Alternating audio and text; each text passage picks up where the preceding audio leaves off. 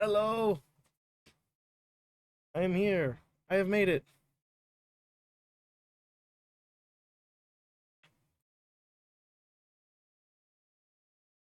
Hello, everybody. I have made it. Sorry for the wait. We were just getting some stuff ready. And it's been a minute. It's been a minute. It's been two 2 weeks. It's been like 2 weeks after a nearly sprained foot and a big trip to Italy. I'm back. Let's go. Let's go. Bear with me while I remember how to stream. Bear with me. We got a fun show planned. We got a game to beat. One of my favorite games ever to beat. It's going to be amazing. And we got some fun pictures to go through. I think I took about a little over 800 photos on this trip. I'm not going to share every single photo. We're going to go through a few of them. Um, But yeah, just be a fun, chill time. Go through some of our adventures and yeah, just catch up with you guys. Um, happy. Is it the last day of September now? I can't pull up that calendar. It's the last day of September. Whoa, give it up for the last day of September. Whoa. This has been such a wacky month because it's like we spent so much time traveling and out of the country. It's like it feels like it felt like September started like right before we left, and then now here we are. It's over. So, but honestly, I'm not gonna lie.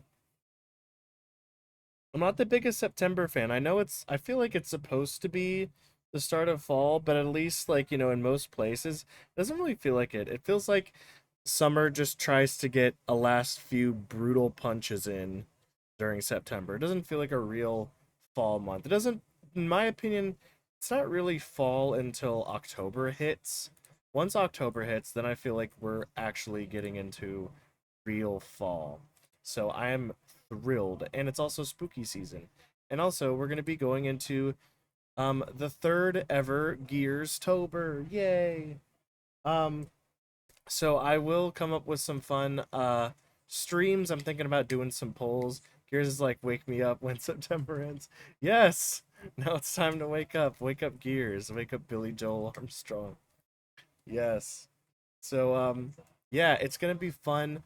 I have a few ideas kicking around in my head. Let's go. Love you. I'm sorry I delayed stream. It's okay, Hen. We love it, Hen. We forgive Hen. Give it up for Hen. Shout out for Hen. Thank you so much for the resub 26 months, guys. Hen came back yesterday. I watched most of Hen's stream. It was amazing. She gave a little recap of the Italy trip and then played Fields of Mistria. I was cooked by the end of it. I was dead, so fell asleep at my desk. But just being real. But I had a really good time in stream, and I hope Hen had a lovely time being back to streaming as well. We're gonna ease ourselves into this. There's no more classic. There's no more big events. This is the last one of the year, so I'm really excited to kind of go back to a more like regular routine and just being more consistent with streams and with working on games or art or whatever other kind of projects that I want to work on the side. So I'm really excited to be here, and it's the best time of the year. I think Hen and I both agree that fall is our favorite holiday. We get to wear all of our favorite like cozy outfits and jackets, and there's like fall festivals, and we love to just do all that whimsical fall type shit. So here for it, loving it, and yeah, so it's gonna be really fun. Yeah, for Gears Tober, I know typically the past couple years I did do Inktober. I don't think I'm gonna do a full-on Inktober this time. I'm definitely planning on doing more art streams, but I think what I'm gonna do is I'm gonna focus more on, instead of like a bunch of little squiggly like doodles and stuff, I think I'm gonna actually really try to lock in and make a like maybe like three or four really, really good pieces of art that I really like, or just work on some stuff that I really want to see. Fall festivals, summer festivals, 100%. I mean, concerts and stuff are fun.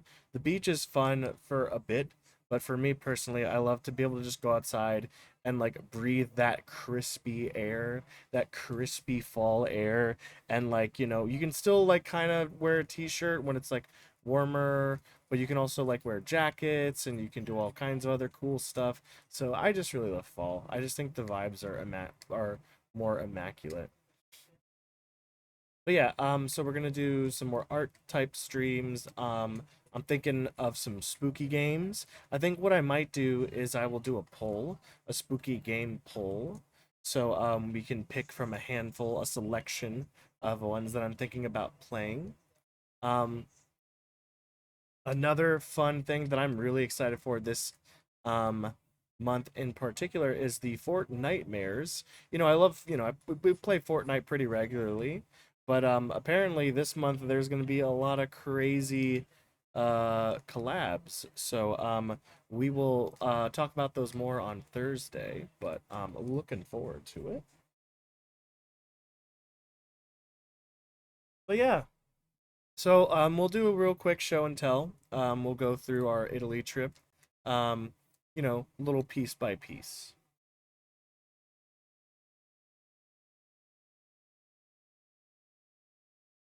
So I have the folder here of each day. I think Ken and I have put most of, if not all of our photos into these folders. So it was I think it was 10 days, right? One, two, three, four, five, six, seven, eight, nine, yeah, 10 days. So we had day one, which was us flying to Rome and then getting to our hotel in Rome. This was our first meal that we shared together at this really cute cafe. So that was really fun. Hen was absolutely cooked. From just the flight is really long from where we are in the U.S. to Italy. It was about 8 hours. So, but this is one of the first things we got there, which is an iconic Roman dish called a maritozzo, which is really just this delicious sweet bread just filled with delicious cream and cappuccino, which is what I had, which is what you're supposed to drink in the morning, and it was really, really good. I mean, this place wasn't like, the most amazing place ever. It was very close to our hotel. So we just wanted to go there because we were dying and we had to kill time to check into our hotel. So yeah, I got like and got like a little panini type thing. I had like this American style breakfast. I was just like starving and I was hyped because the American style breakfast did come with the I think it came with the maritozzo and the cappuccino, I think. But yep. And then we checked into the hotel. But the funny thing was that it was like a really nice luxury suite because it was like our honeymoon. But we came to find out that the AC for the room was in fact broken. We're like, it's kind of warm in here, which is like normal over there. They don't like do AC over there much. They think that it makes them sick. So but we were staying in like these really nice luxury suites. So it was really cool to just have that nice like the full on like Rome experience, but also get to like have a really nice like cozy hotel room to stay in, like a kind of a bougie, almost like it was basically kind of like a one bed apartment almost. It felt like a little apartment suite that we got to chill in, which was really nice. Um, but yeah, so this was the first room. We moved into another room later that night, into a room with working AC, and it was nice because the AC did after we moved. The AC was great the whole rest of the trip. We were able to keep it at um 69 degrees, which we usually keep it at home. So here are just the streets of Rome near our hotel. We did a lot of walking around that night. We got some this is called a supli, which is basically just a rice. Basically a pizza rice ball. Which this specific one wasn't really that great. It was fine, but I know that there are like other places around that were like specialized in supli, but I wasn't super like hyped to have these because I feel like you can kind of have these on a more regular basis, whereas we were really trying to get some of that really good um Italian pasta, which we did get a lot. So this was the first one that we got. This was hens, which is a Grecia, I think. Grecia. And then I had the carbonara, one of many. I probably had about like four or five of these alone during that week because it is definitely by far my favorite pasta dish. Um, I mean, look at it; it's amazing. So yeah, had a lot of those. Got a little video of that. Very dope.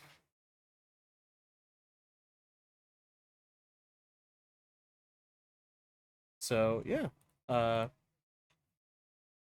this is really cool. These are the here's at a carbonara every day, almost every day. I think there might have been one, maybe one day that I didn't have one.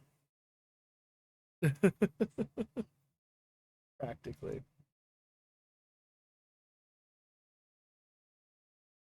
This is really cool because I told you to try something new. Yeah, that's true. But I mean, in my defense, you know, I am technically ordering the same thing, but it's different every time because I'm ordering it from a different place. So I'm getting a different version of it. That was my thought process. I was like, yeah, but what if I got a different one? A different carbonara from a different place. Dewey, welcome on in. Thank you so much for the lurk while racing. Let's go. Thank you, thank you. Thank you for the daily scrap. So true, and we got the most different and disgusting one. Yep, that's true. So this was one of the many fountains they have around the cities and some really cool like graffiti behind it. Um so like yeah, this I mean it looks kind of gross, but like the water is coming straight from like the mountains. It's like a really clean aqueduct. So all the water that's around the city that come out of these little fountains are, in fact, very clean, very delicious, drinkable water. Um, like if it wasn't drinkable, like the city puts like little like rope or like they like block it off if that particular fountain isn't sanitary. So, but all the ones that we encountered were, and we filled up our water bottle a lot. So that was cool. This was a really cool looking cafe that was across the street from us that had these different wacky looking maritozos. We had pistachio ones. We had these look like a kind of like a Nutella like chocolate one. Just some more of the streets that night. So we managed to knock out a lot of stuff on that first night. It's just a lot of really cool little pastries and stuff across the street from where we were. Yeah, that was pretty much day one. We got there. Um, the second day we knocked out a lot. So we did the Trevi Fountain. This is another fountain, close to where we were. But they have like little animals. I think this one looked like a bear or like a coyote or something. Yeah, so that's another one of the cool like fountains. We also had this amazing view. There was a little parakeet over there while we were eating our breakfast.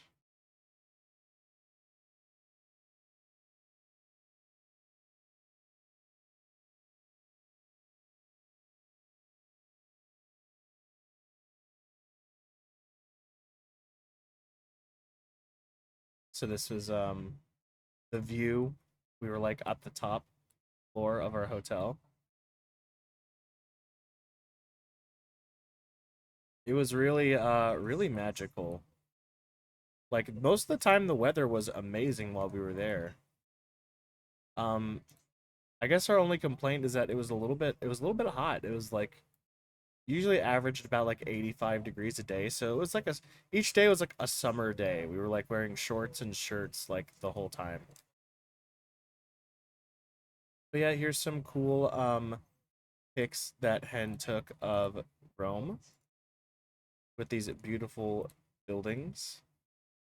And so on the way to the Trevi Fountain, when you're walking there, you walk past a bunch of these like super like I mean these little farm stands really cool, but you do walk past a bunch of like super touristy like shops and stuff. So certain things to like watch out for if you like don't know. But here's our first photo of the Trevi Fountain, which was amazing. So this was us like walking to the they have like a very controlled line of it during the day. So they only let a certain amount of people in there because it gets so freaking crowded. Some of our video uploads got a little messed up, but most of them were good. There's me.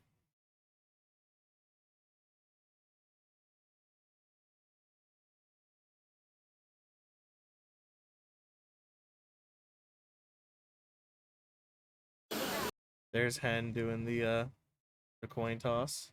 Iconic.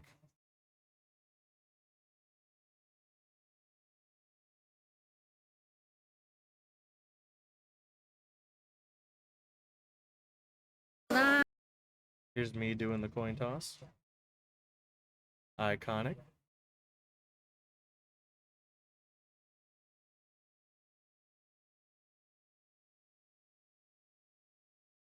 Lizzie McGuire moment. Yes. What's up, Maggie? Yes, this is our Lizzie McGuire moment right here. Welcome on in. Let's go. This is our little honeymoon in Rome looking ass right here.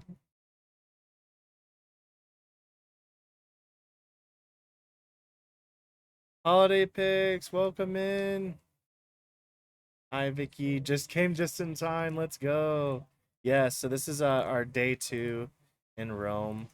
Just a bunch we took a bunch of Trevi Fountain pictures. The weather was like beautiful. And gorgeous goal. So cute, yes. This is just gives you an idea on like how many people were there. Like this place is like crowded, but like you can see like just the sea of people over here. So they like I think they did a really good job at like crowd controlling the actual front of the fountain. They literally have like people that like work there that like they only let like a certain amount of people in at a time. Because I mean just like everybody's, trying to, do their thing. I got Maggie tucks here to see you here. Let's go. Yeah, there's a McDonald's like right there. Well, it's like around the corner, but yeah. Another picture of him. So this is on the way to the Pantheon, which is super super close to the Trevi Fountain. So there was us walking to the Pantheon. Some very aesthetic pictures of Rome. My lady. Good to see you guys. Welcome on in. I hope you guys are doing amazing. Good to be back. Good to be alive. It's actually so starting to make people wait because otherwise you have to push your way to the front. Yes, absolutely. Which is like way more enjoyable, way less hectic. This is a really cool obelisk. Like I'm pretty sure this is just an Egyptian obelisk that they stole and they just stuck it in front of the Pantheon. But there it is. There's the Pantheon. 2,000-year-old building. Crazy.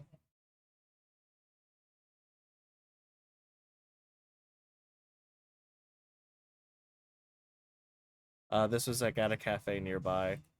that was super dope because we went there a few times because you had to like you have to wear like pants when you go to like you can't have your knees out at the Pantheon.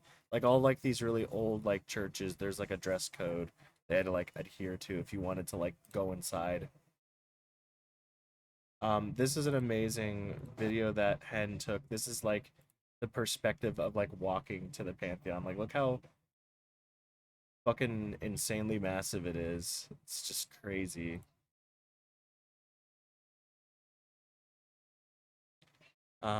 Here's some photos Hen took of the dome, the inside. Very cool.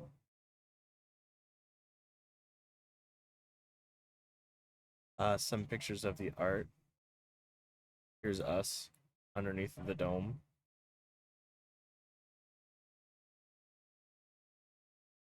Yeah, just a really, really remarkable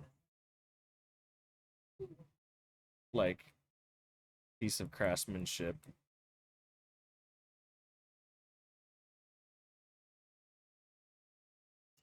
Yes, we did. We went to Rome. I guess it was 2 weeks ago. So the last week we came back last Wednesday, and we spent last weekend at my sister's wedding in Italy. It wasn't in Rome. It was in a town a little bit more north called Todi. But that whole week of the 15th through the 19th, we were in Rome. So pretty. Whoop! I minimized everything. Hang on.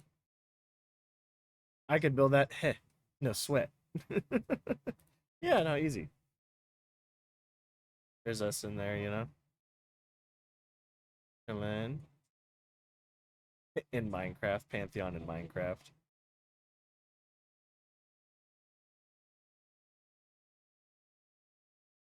That was pretty cool. This is like an incredible sandwich shop that we went to, like focaccia bread and like cured meats and stuff. It's like a very very like popular, amazing sandwich shop.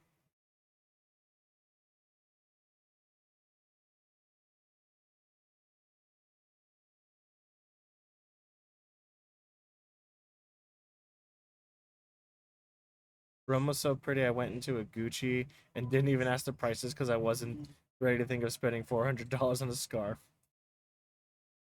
So true. Yeah, the focaccia bread, the most amazing focaccia bread you've ever had in your life.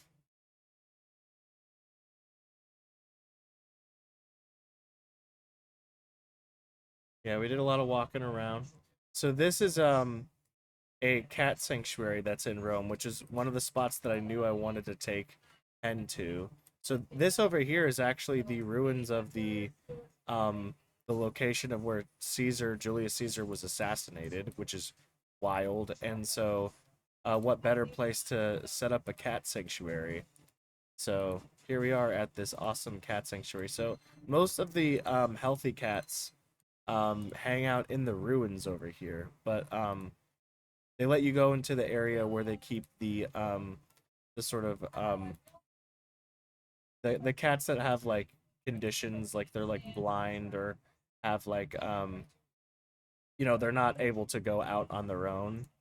So they keep all them in this like little area that they let you go into, and you could like go up to them and just like pet them and stuff.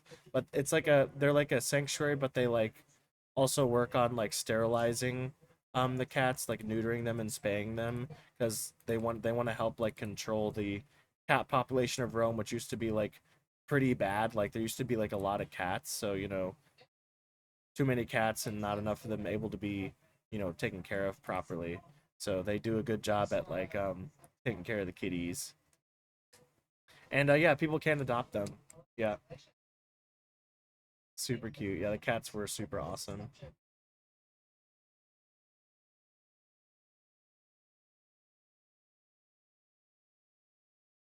So we took a lot of pictures of these kitties. So like this little fellow only's got one eye, but so cute.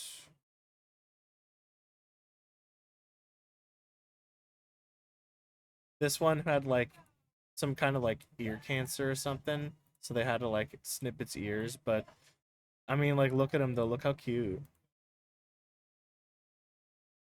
little baby.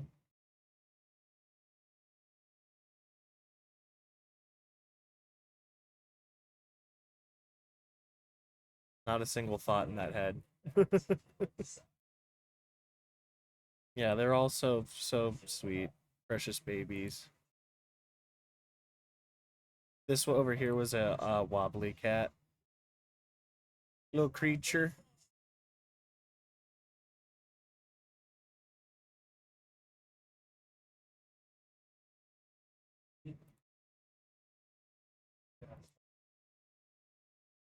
And then you had a few of them that were like right outside. Each just like they each have their own radiator. It's like one over here, one right here, one right here. You got two. You got one, two.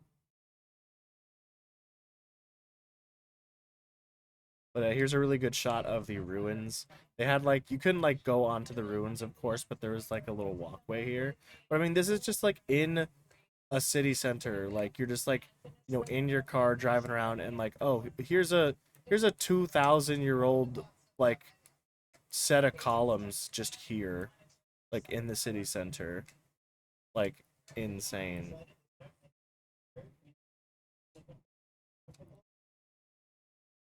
Did you have to order food and talk to vendors in Italian? Um, Not all the time. For the most part, it's a very like it's a big city and there's a lot of different people from different countries coming through. So a lot of the time, um, you could just order things in English. And I mean, luckily, because Italian is a romantic language, even if you speak English, you can still like read out most of the words pretty plainly, and they will know what you're trying to order.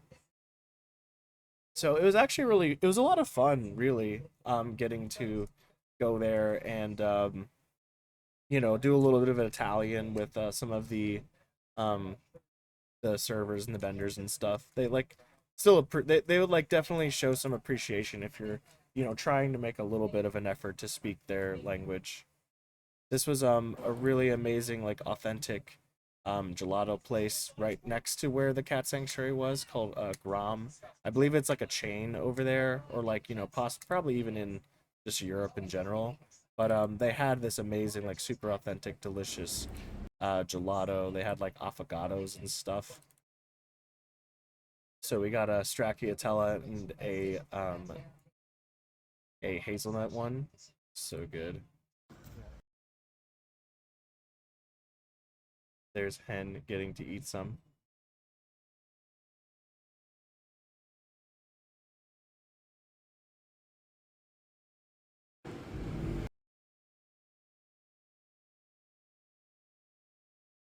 So this was the return journey back to the hotel that day.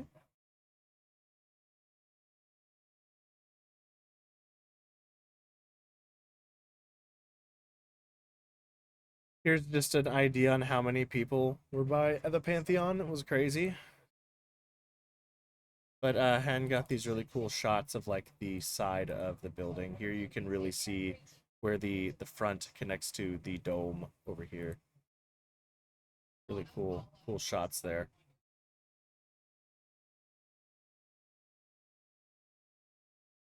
Yeah, it's wild.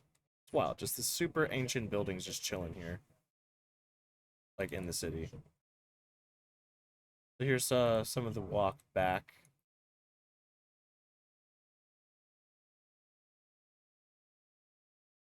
This was an amazing chocolatier place in Rome called Benci, which we actually bought a bunch of chocolates from because they had another location in the airport.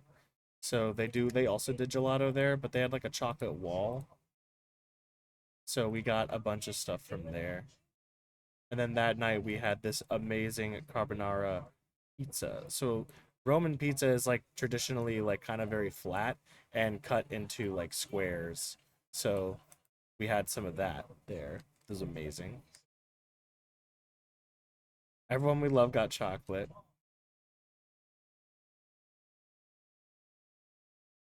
Is Rome as walkable as they say? Yeah. If you're in the city center or like near the historical center, yeah, a lot of it is very, very walkable. And then for those areas that are a little bit more out of the way, you can take the metro, which is super, super cheap. I think for like 72 hours, you can get a ticket for like 15 euros. So that lets you use the metro as much as you want for 2 whole days. So that was plenty for, we walked like the first like half of like first like few days, like 2 3 days, and then the rest of the trip we used the metro to get to some of the more like out of the way spots. So yeah, that was really cool. We do have a couple pics of the metro. Yeah, we're running there right now.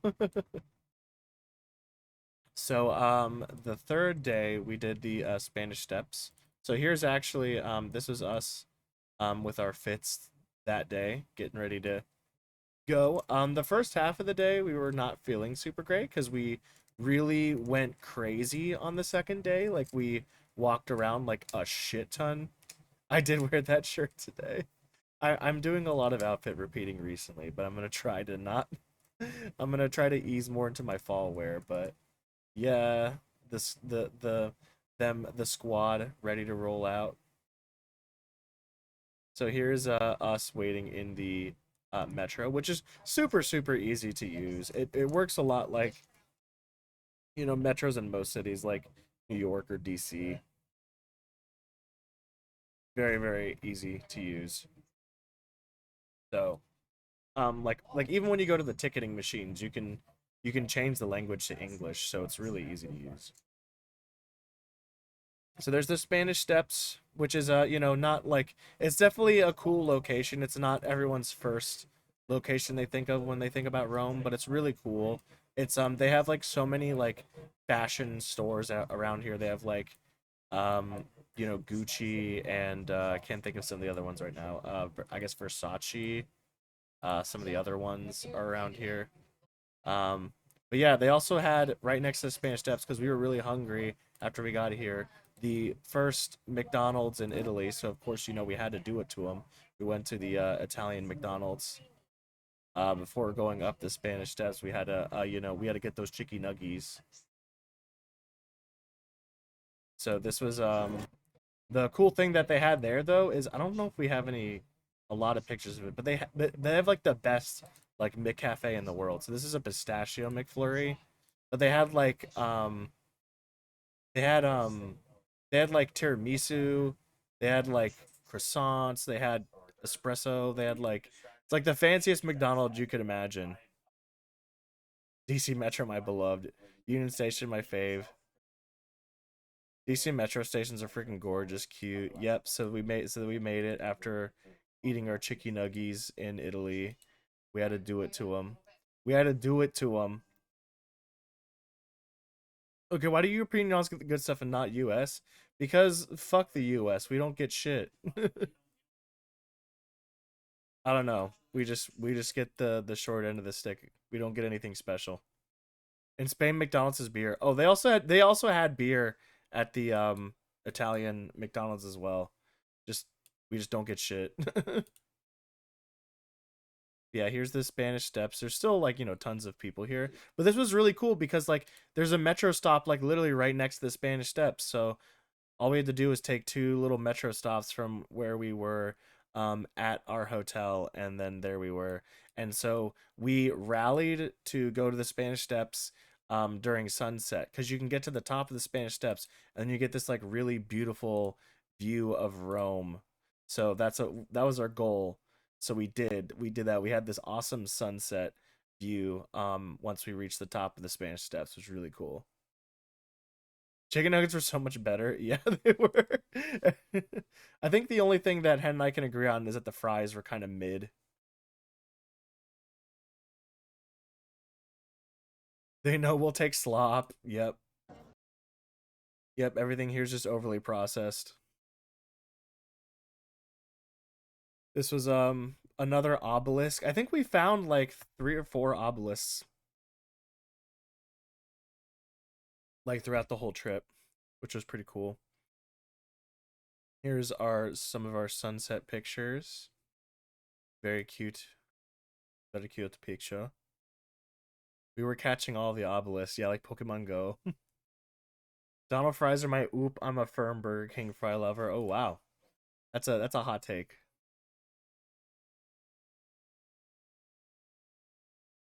My oop.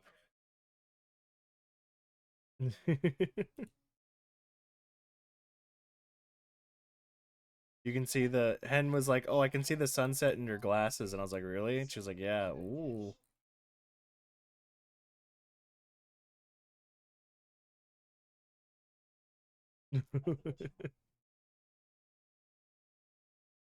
This is a pretty good picture.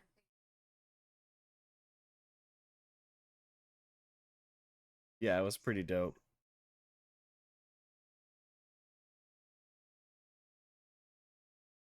So this is us after the sunset. We walked down a few alleyways and we found ourselves at this place called Pasta Urbana, which just had, oh, that's cute. They had like their own little label on their fridge. But yeah, this is a an Aperol Spritz. So I had that. It was amazing.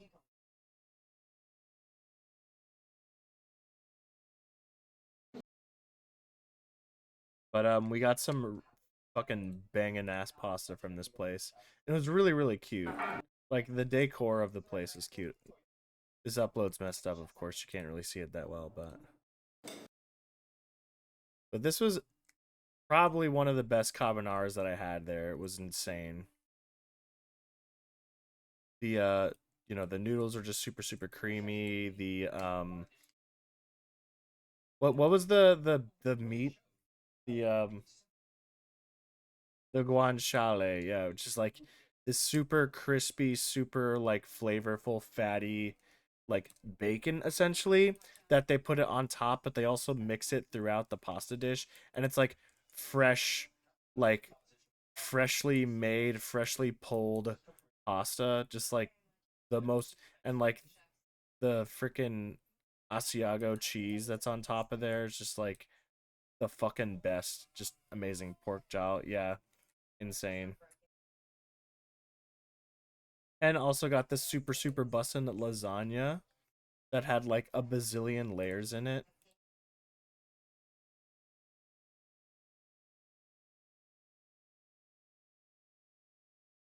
Was it so romantic? It was. It was very. It was very very pretty. Did you sing the Amore song? I think I heard. I think I heard a couple people singing it.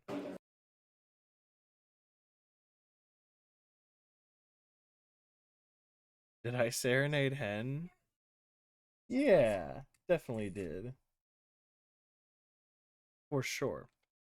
Then for dessert, at this place we got this amazing panna cotta. Is basically just like a delicious blonde. They had like multiple flavors. I think they offered like chocolate, a caramel, and then like a berry. And I'm like, oh, we have to have the berry one. It was like this delicious, like I guess it was like red cherry, like sauce that they put on there. But oh my god, that shit was banging. I think if I sang it to Gears, I think Gears fell asleep. We did a lot of walking around. Here's a cute picture of like the inside. So like we were like the first ones to go there for dinner, but then after we got there, the place like filled up. This was like I want to say this was like the owner of the restaurant, and she was like super super sweet and spoke like three or four different languages. She's like, I think Hen knows a little bit more about the lore of the owner, but like oh my god, it's just like the most like cute little like hole in the wall type place that we got to go to. We told a few people we were newlyweds. Yeah, true, true. So on the way back to the metro, of course, this video is kind of messed up a bit, but there's like this fashion show. Apparently, there's like a fashion college that's like right near where the Spanish Steps are. So that was pretty cool. So here's some more pictures of us at the Spanish Steps from my camera. Not as good as Hen's, but some pretty cute ones. I got some pretty cool sunset pictures. Like this one, I think is pretty cool.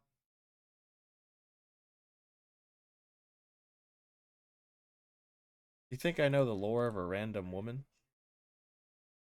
But yeah, that was basically that was day 3. Day 4, this is our breakfast. And we did finally get to make it to the Coliseum. So here's the metro. Here's your metro video.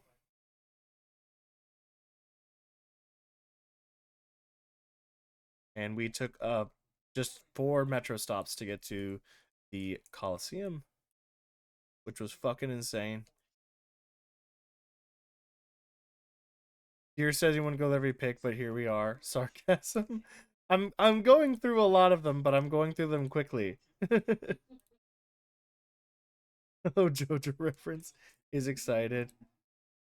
Yeah, I mean, here's the Coliseum. I mean, it's amazing, incredible. So, I'll show the pictures, but I'll go through them quickly.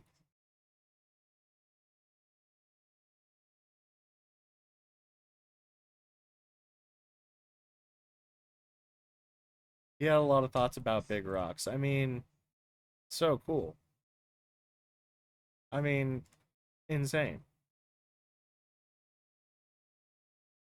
So we got a really cool like little guided tour from it was like an official guided tour from the actual the Coliseum website. There are people who say like, "Oh, you should get like a special guided tour from like these different companies," but I felt like there was also a lot of like potential for being like scammed. So I felt better about just getting an official tour. And then like after the tour's done, they let you like walk around and stuff. So that was cool that we got to walk around and take like a whole bunch of pictures. So just like getting to go inside was like the coolest part for sure.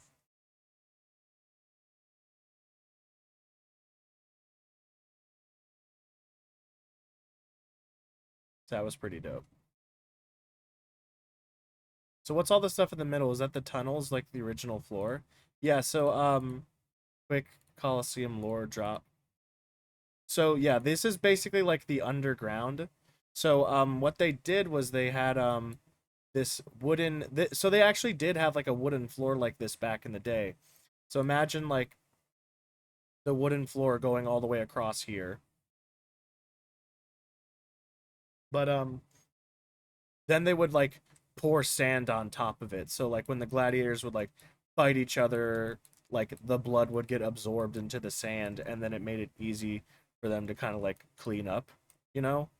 But yeah, so they would like put this wood floor down, then they would cover it with sand. Then underground, they had these tunnels and stuff because they had like they had like elevators, like little like crank like elevator type things. So like they had like these little trap doors under like in the Coliseum, so they would like open up. So like whenever they would like release other challengers or like animals for them to like fight, they would like crank them up from out of the underground. So these are actually like little cages that they would keep like like lions or rhinos or crocodiles or whatever the fuck that they would get to like fight, and they would like bring them up from underground. So it's pretty cool that you can still kind of see some of that stuff.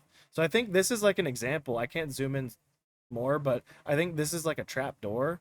So you get like the idea on like how that works. Really, I don't know. It's pretty sick. Yeah. Unfortunately, you can't see any like none of the seats, like the actual seats are left. You can see like this part is much more like eroded because there was like a bunch of earthquakes that happened and this whole half of the Colosseum like basically fell down. Like this other part of the Colosseum is like more stable than this part of the Colosseum. Yeah. Yeah, history is pretty sick. Yeah, just a bunch more pictures of us inside. So a lot of really cool stuff. This is like closer to the ground, but yeah, very, very cool.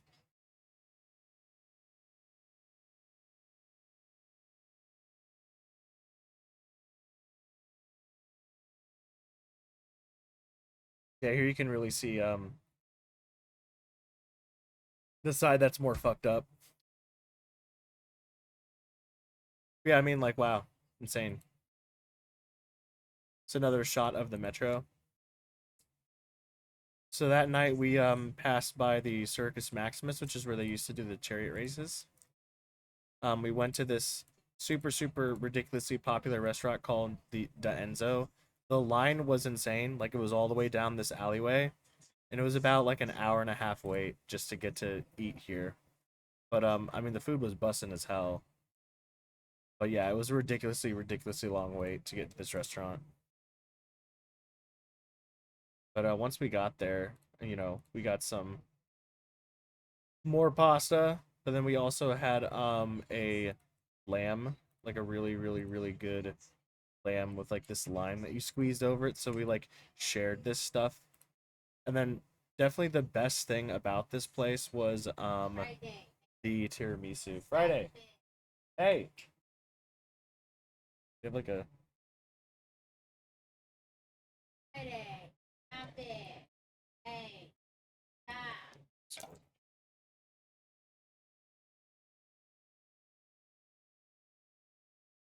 okay.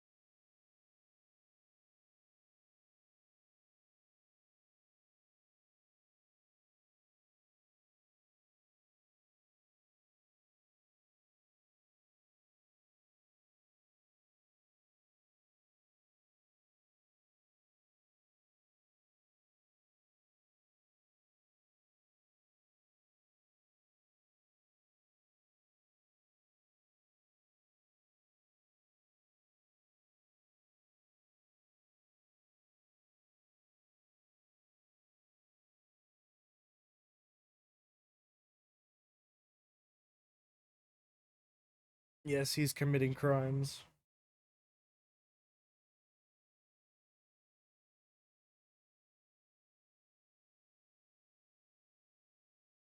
Yeah, so the best thing here by far was the tiramisu. The best tiramisu in the fucking world.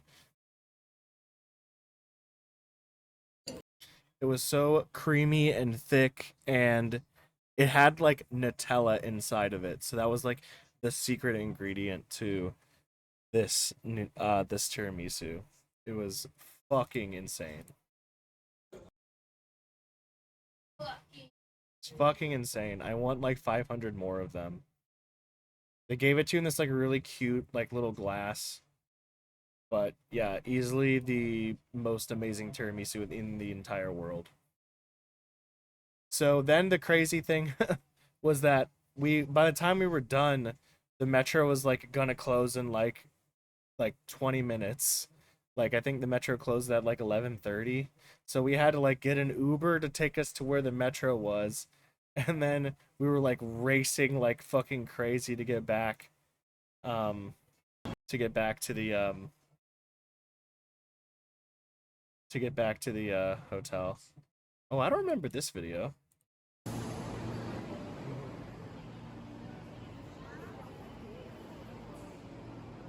So this was us at the Termini. So there's like three lines. There's the ABC line. So this is us at the Termini line.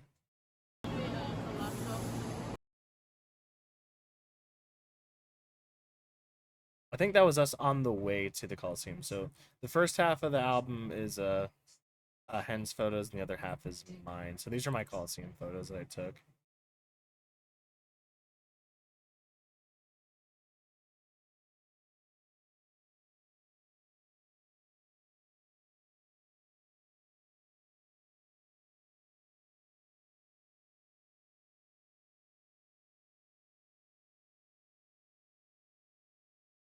Yeah, this one's crazy.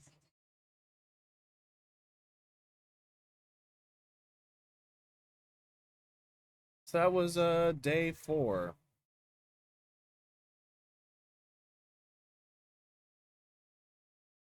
The final day, this was our breakfast that we had, our hotel, which was so good.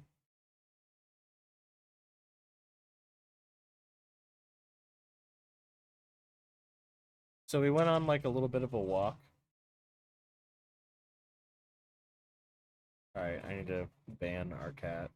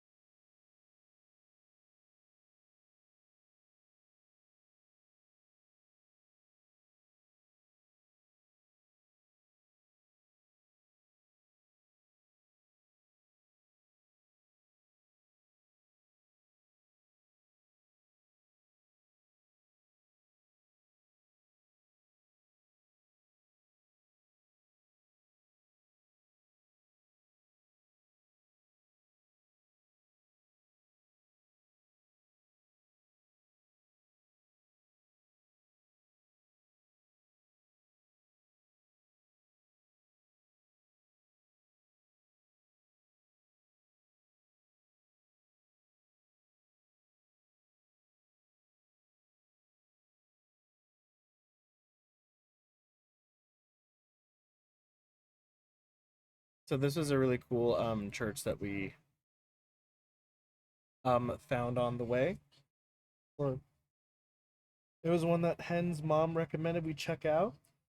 It was totally free and it was really really cool. Had a lot of very amazing artwork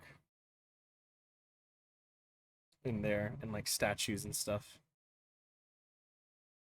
It's called the Santa Maria della Vittoria.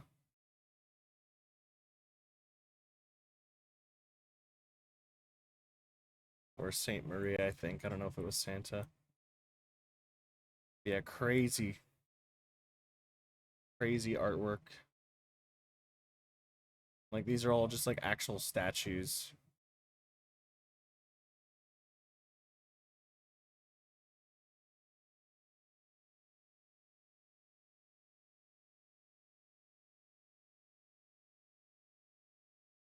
And being a flower queen near this like wacky little piece of place that we found that was literally called Crazy Pizza. So this was the Borghese Gardens, which is basically like the Central Park of Rome. So that was really cool. We got to walk around the park and be kind of outside of the hustle and the bustle.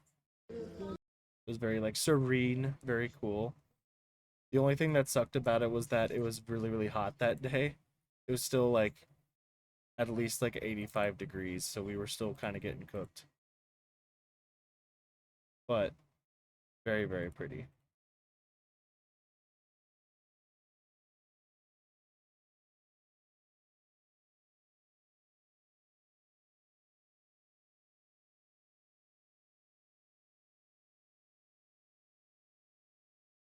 We got some food.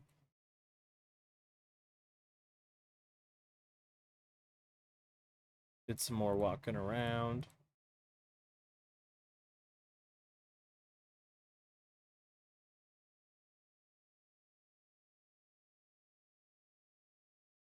Then we went back over past the we found in the Pantheon again to get to this really really cute gift shop We made it. where this artist did like these really cool handmade pieces of art. Despite falling down in the streets of Rome, we've made it. The shop, oh, the shop is tiny and very cute. Thank you for the daily scrap pickup, Maggie.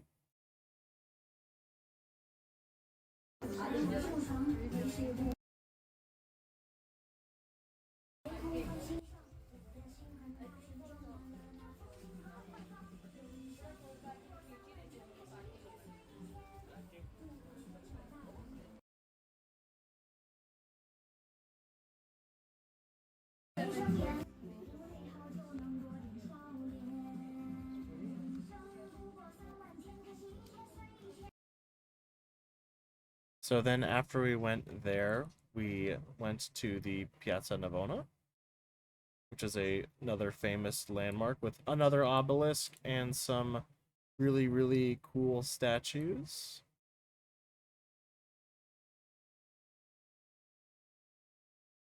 Had some more amazing pasta. And then we got some cool nighttime pictures. Then we met up with some of my family members that night. And that was pretty much the end of the Rome part of the trip.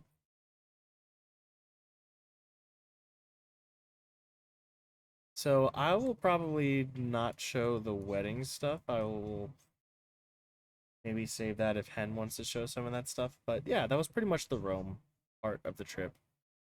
And it was quite quite incredible. So definitely a unforgettable experience. Still coming down from the high of being over there. It was quite insane.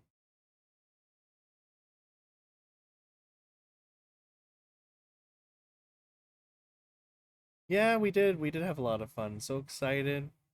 Yeah, it was a great time. It really was. So, it's good to be back. We're still like, we've been at work for the past couple days. We're still trying to get back into the routine of things. So, but it was really cool.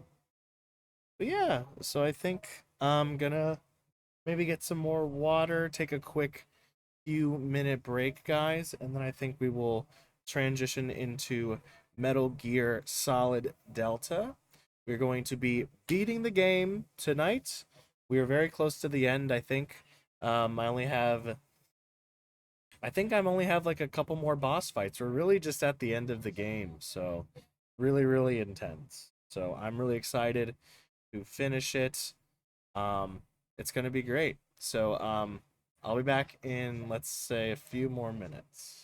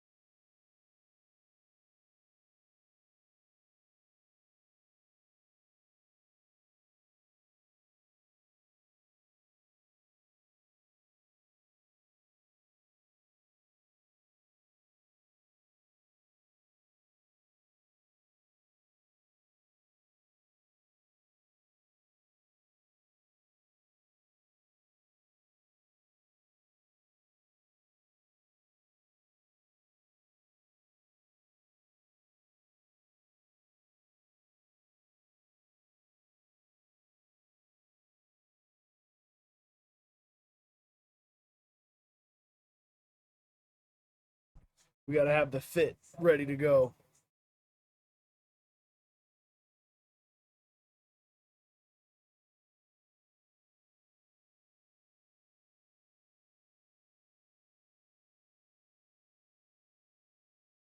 All right.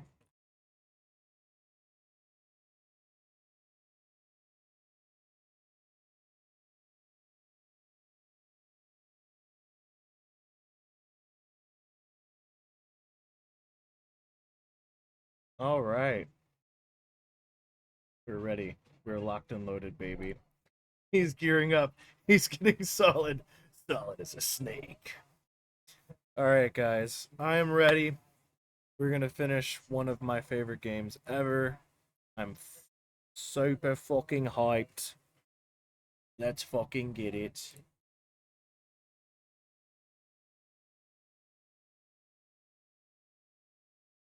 Make sure we got this bad boy working. Yeah. Looking good, looking good.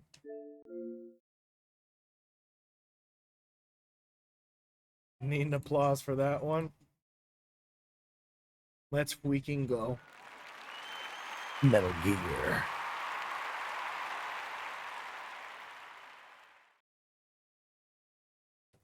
Yep. So I think we've played 3 or 4 sessions of this. So yeah, I left it off at a very good point to where we're gonna finish it in one session.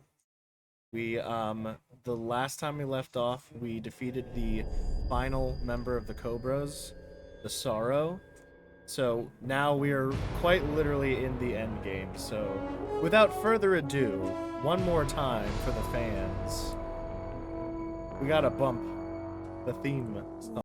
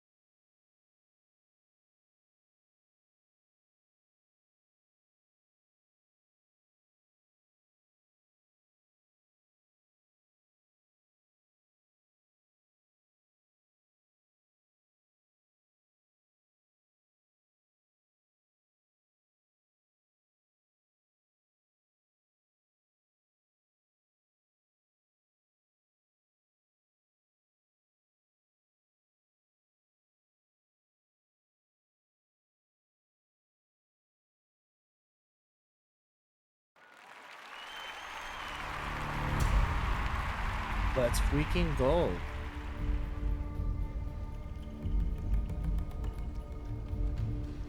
All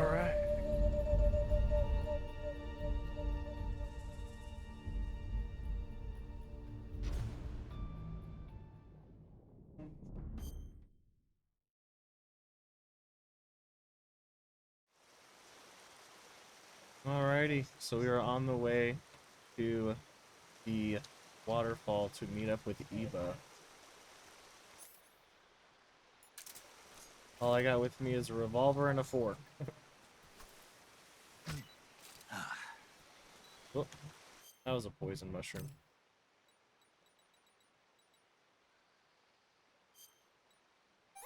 There we go.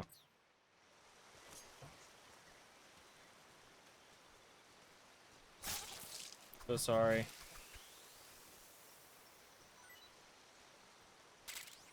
I do need food.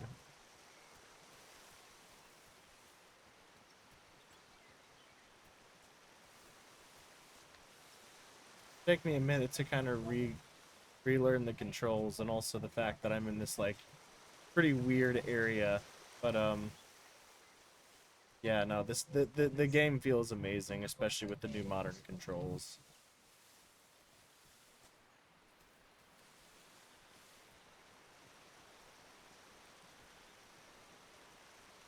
Gotta go across this log.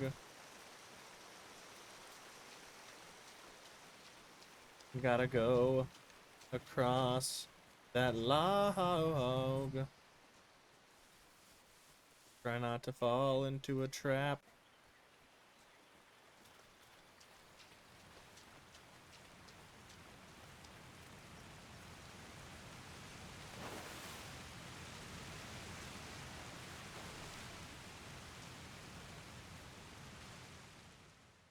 Alrighty, time for a very spicy cutscene. Right off the bat.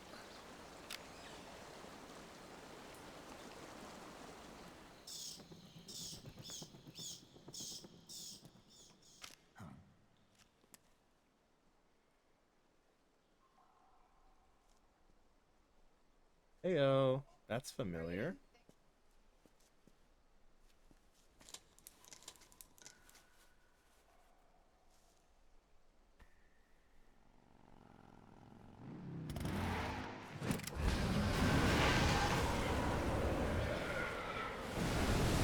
Damn.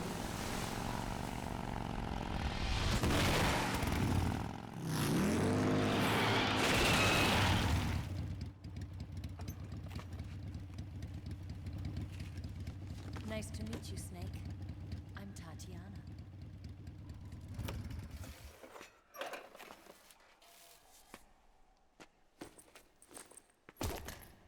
Here's your equipment. Eva, you could use a towel. So could you. Damn.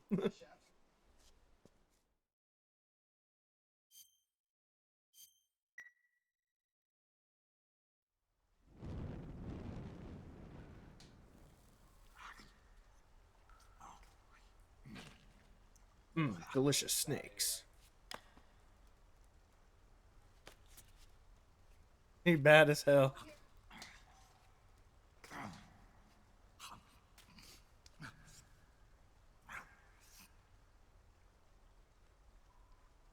Want some? No thanks. Oh. Snake eater. Don't like snakes? Not for dinner. Didn't you have to eat them at the KGB?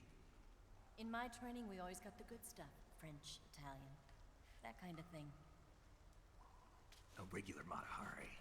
The least you could do is call me Cynthia. Tell me something. How does it feel to spy on your own country? I can't say it feels good, but it's my job. Can't even eat a snake during a mission, huh? I wouldn't mind eating you. Oh, damn.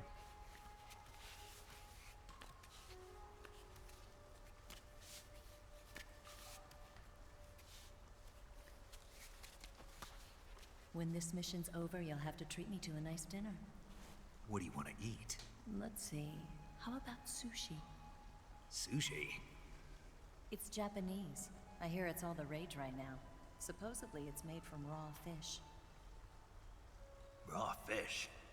Just the place for my survival techniques. Best dialogue ever written.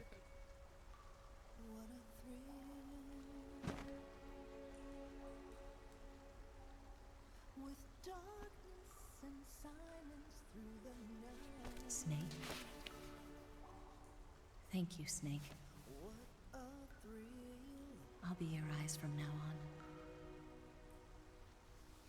I'm searching and I'll melt into you. What a fear in my heart, but you're so supreme. Thank you, Snake. Damn.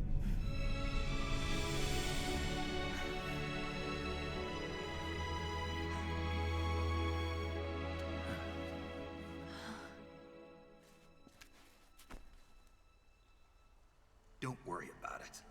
Are you all right? It's not like I can't see. I've got one good eye and can still fire a gun. Really? Good. I give my life.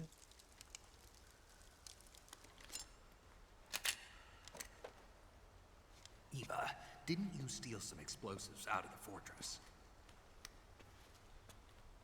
C3, a highly potent explosive from the west. It can be molded into any shape, like clay.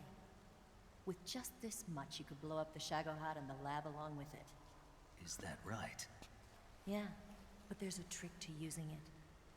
Tell me about it.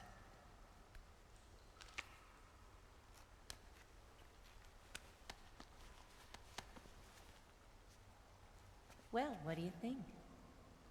No, cute.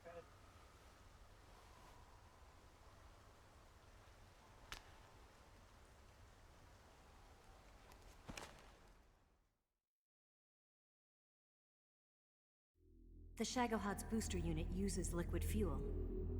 The fuel tanks are in the main wing of the weapons lab, in the hangar housing the Shagohod itself. So I should blow up the tanks. That's the basic idea. It should be enough to blow up the entire hangar. There are 4 fuel tanks. In order to destroy the hangar, you'll have to set explosives on each of those tanks. All 4 of them? It should be no sweat for you. Besides, the scientists had the day off today. So the hangar's completely deserted. Not quite. They've still got guards posted there. So what do I do after I set the C3? The bombs run off a timer. Once the timer has been set, the countdown will begin. When the timer reaches 0, the bombs will all go off at once. How long do I have? 20 minutes. Once the Phase 2 trials are finished, I wouldn't be surprised if they kill all the scientists to prevent them from talking. So you've got to act fast. I'll take care of it.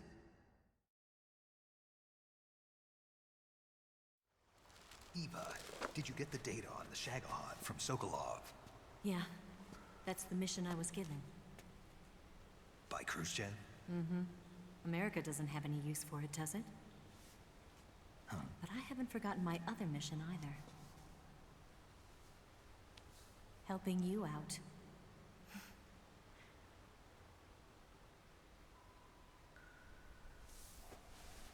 Follow this cave and go up the ladder at the end. You'll come out inside Groznygrad, just southwest of the weapons lab.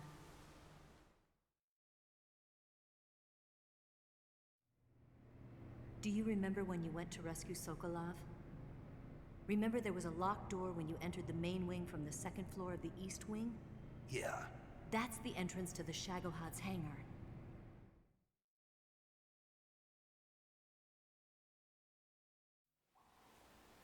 Use this key to open that door. We be yapping. The door right when I enter the main wing? Got it. What about you? I'll get things ready for our escape. There's a rail bridge to the north.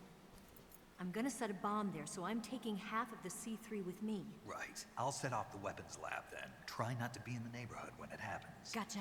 And watch out for Ocelot. He suspects you're not who you say you are. Don't worry. The Colonel still trusts me. And I have my ways. There's not a man alive who can resist my charms. Besides you, of course. I'm just warning you, Eva. That's all. I know. Okay, let's go. You seem like you were born on one of those. If I didn't ride every day, I couldn't go on living. Huh? When I'm riding, the wind hits me so hard that it hurts. That pain keeps my mind off the pain of having to be someone else. It's not easy always fooling myself like this.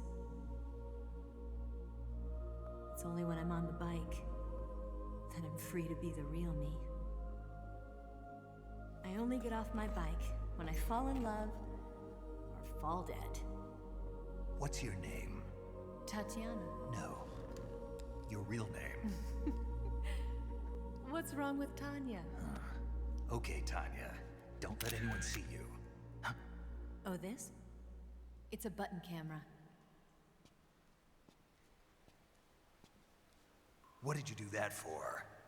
Insurance. To make sure you don't double-cross me.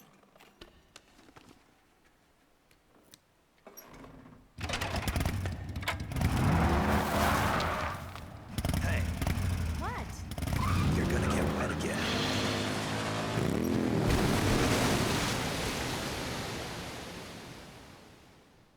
Doesn't care.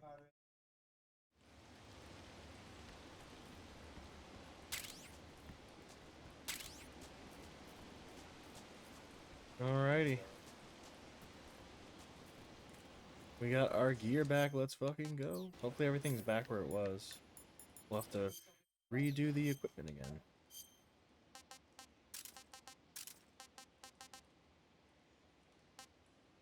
Keep these boys.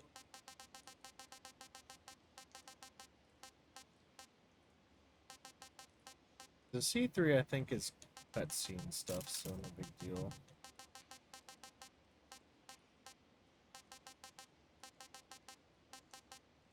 We'll keep these on us. We won't need the RPG for a while, but I guess I can.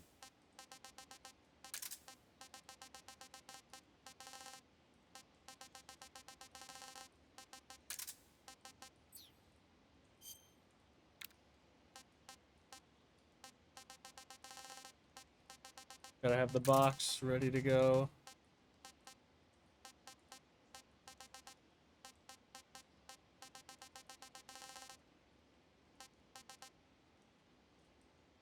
All right.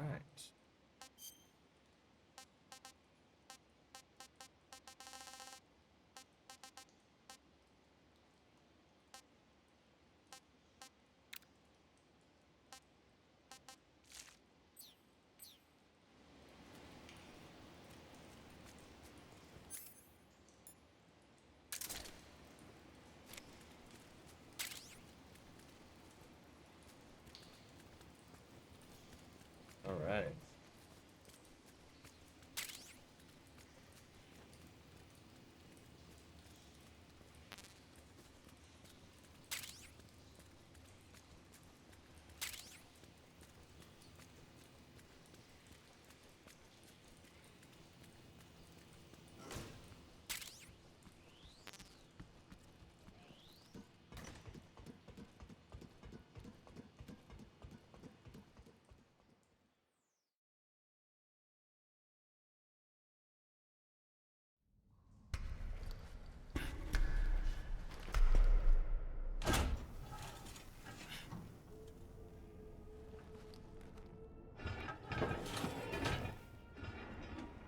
We're back.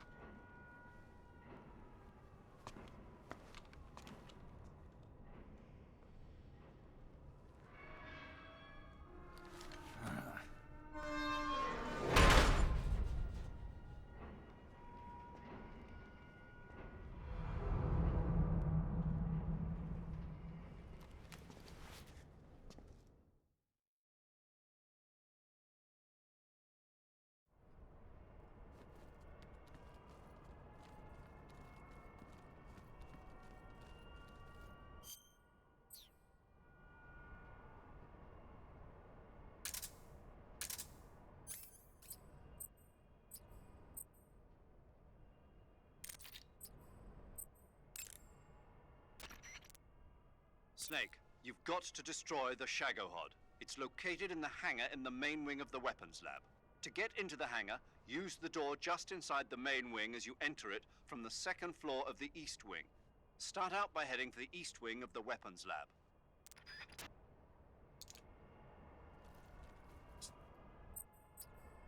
So you know what? It might not hurt to have my compass on me, actually.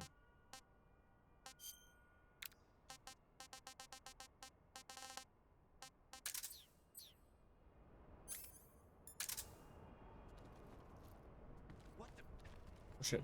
Oh shit. Didn't realize there was like a whole gang of dudes right there. Jeez. I see.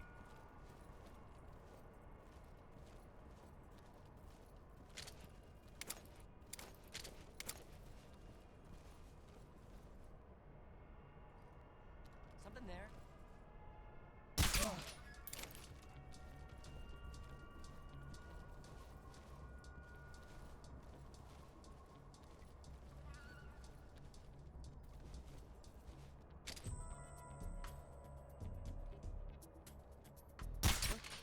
Trying to put a lot of these guys to sleep. I got plenty of suppressors.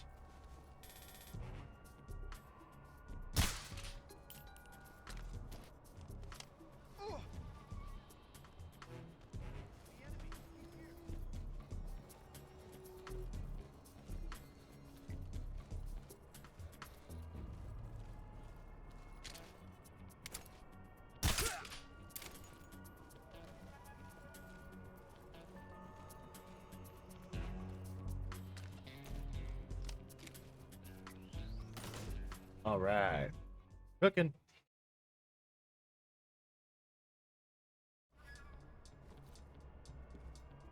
We can deal with the caution.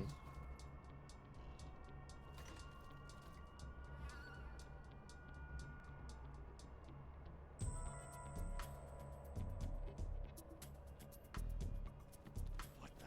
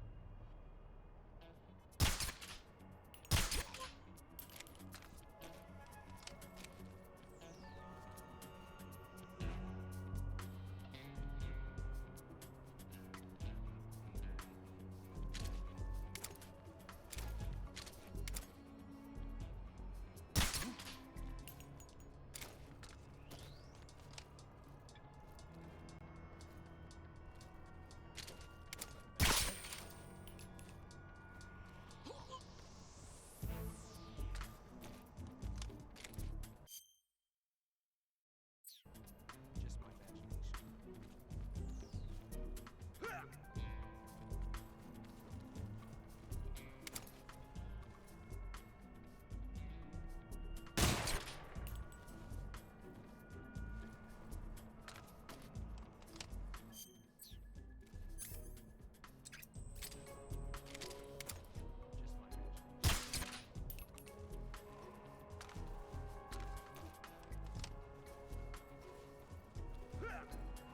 All right, we're cooking. We're cooking.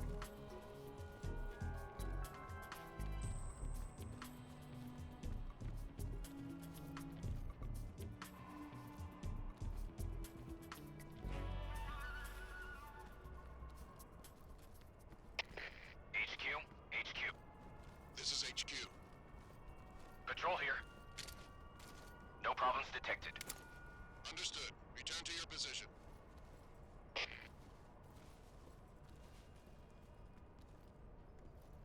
What's wrong?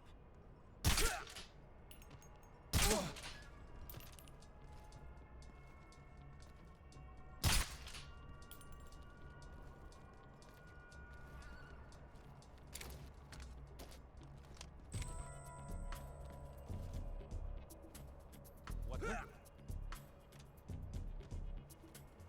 What's wrong?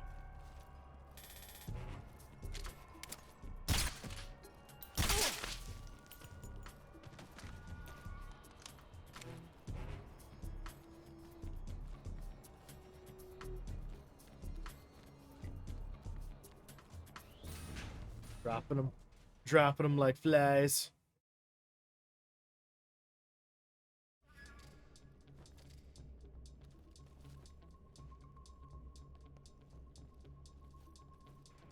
Is somebody there? I wonder if I change, will they be sus?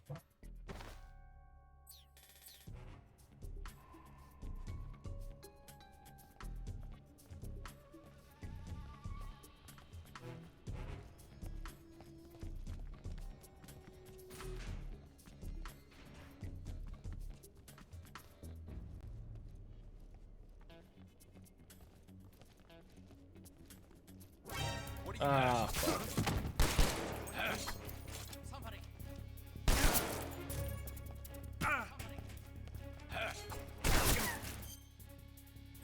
Alright, looks like we're gonna have to do this the hard way. Support units, move out.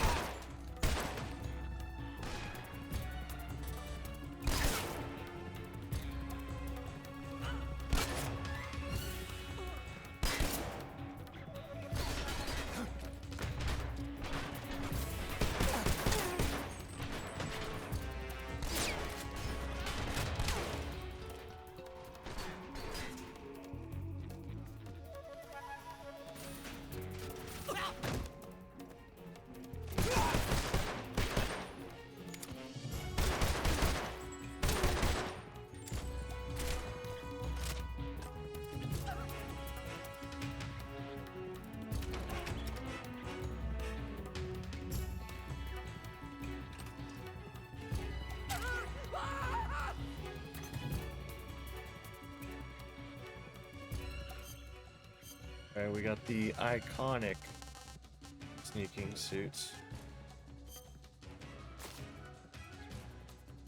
That's all damage and has and reduces stamina consumption. Huge.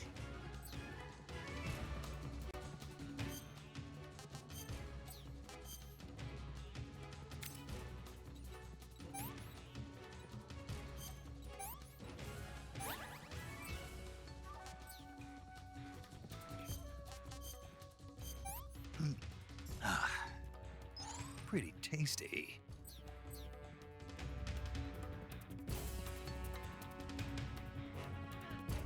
Now we just need to try to lose the alert. Nope, that's no good.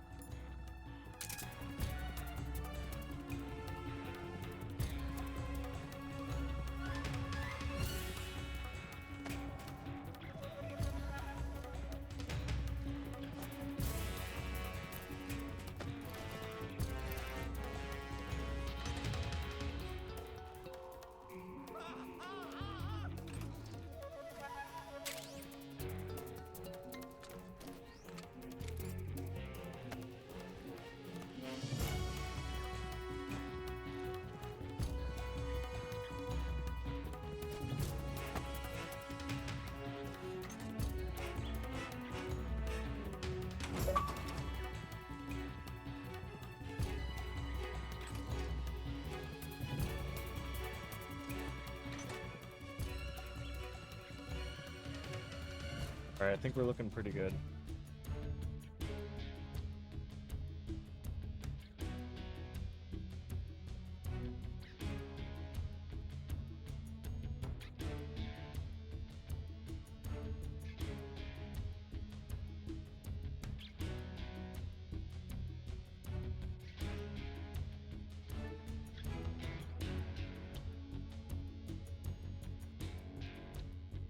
We've lost sight of the enemy. He's definitely here somewhere.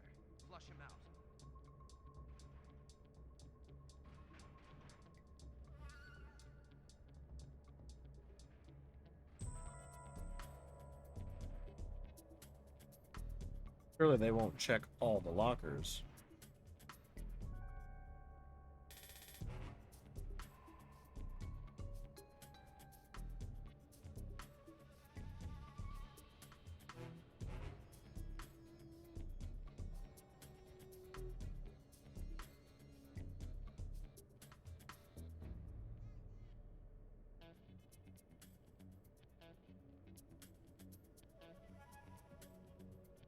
What will kill me is if I get out of caution and then I immediately start trying to make my break for the Shagohod, and then one of them just finds me in the hallway. I'll be like, damn it!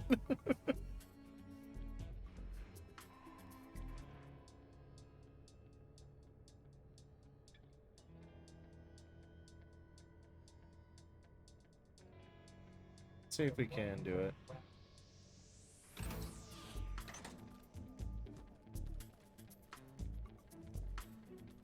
We have the ultimate weapon.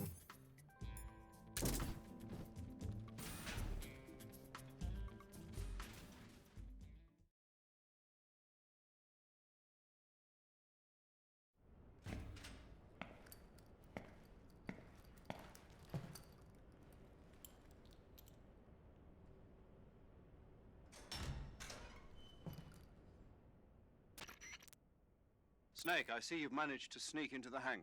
Yeah, the Shagohod's in here. The completed Phase 2 Shagohod represents a grave threat to the West. We can't allow it to be mass-produced. You've got to destroy it. Eva's got the data on the Shagohod. Do you think that's safe? Well, I wouldn't exactly say it's safe, but Khrushchev is a shrewd leader. I can't imagine he'd use it for anything other than deterrence. Volgin, however, is a different story. He's planning to use the Shagohod to turn the Cold War into a blazing hot one. We can't let him have it. Agreed. That leaves just one more mission for you to carry out. The boss. Exactly. For now, just focus on destroying the Shagohod. Yes, sir. I'll let Sigint fill you in on how to destroy it. Yo, like Eva was saying, if you're looking to blow the whole place sky high, the best way is to take out those liquid fuel tanks with the C3. You know there's 4 tanks in there, right? You have to put C3 on all 4 of them. To plant a C3 charge, all you gotta do is equip the C3 and press the attack button while standing near a tank. Just like TNT.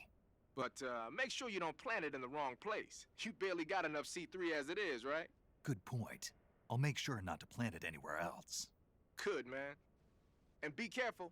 Liquid fuel has a nasty habit of going off at the slightest shock. So don't go using any heavy firepower near the tanks unless you're aiming to get yourself barbecued. I'll keep that in mind. The C3 charges all have to go off at once if you want to bring down the hangar in one fell swoop. So if I were you, I'd wait until after you plant the last charge to start the timer mechanism. All right. I'll make sure I finish planting all 4 charges before I start the timer. Once the timer's set, you've got 20 minutes until it explodes, right? So make sure you get your ass out of that place by then. I think that's about all I've got. The rest is up to you. Good luck, pal. We're counting on you, Snake. Alright, so I do, in fact, need to equip the C3. Figured it would just play a cutscene each time I walk past him. That's okay. Alright, I guess we don't need the RPG right now.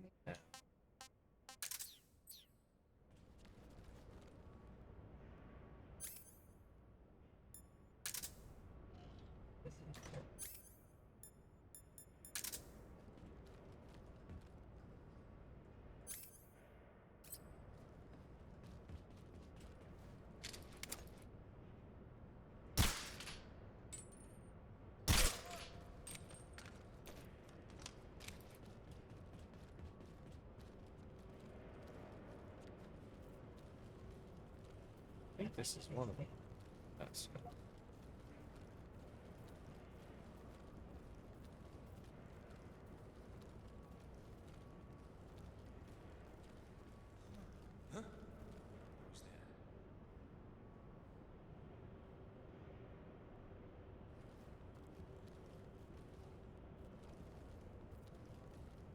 Here's Sneaky.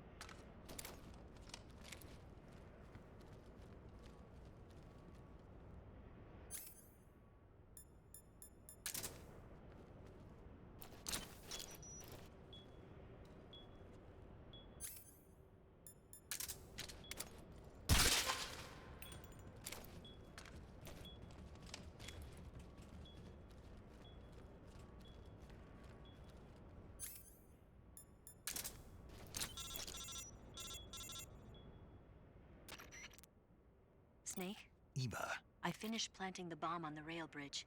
If we get rid of the bridge, the enemy won't be able to follow us. That should at least buy us some time. I've also set up the escape route. How are things going on your end? I just finished planting the second charge. Give me a little more time. Okay, I'll be waiting for you at the bridge. Okie dokie.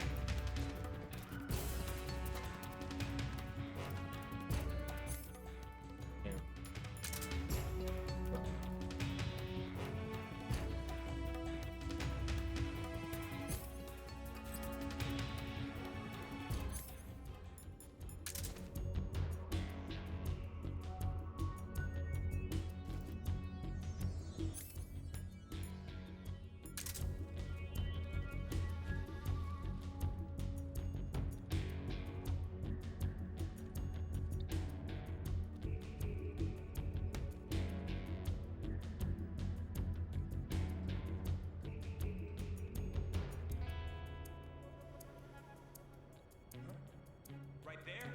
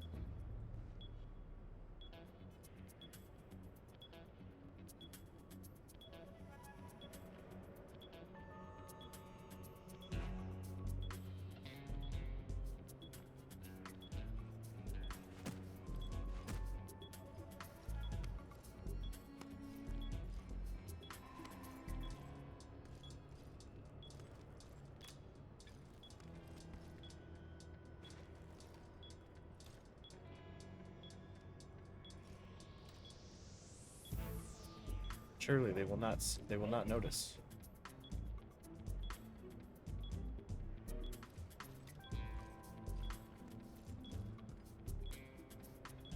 Oh, the box is too powerful.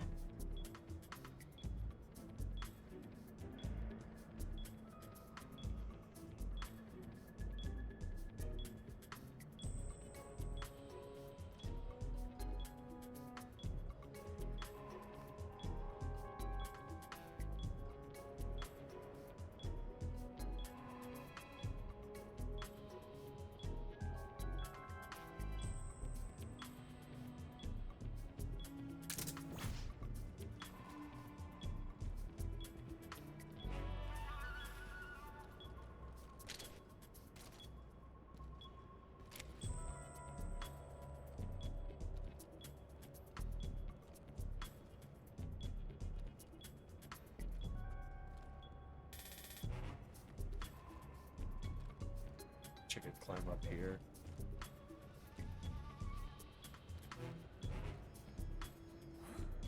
Who's that?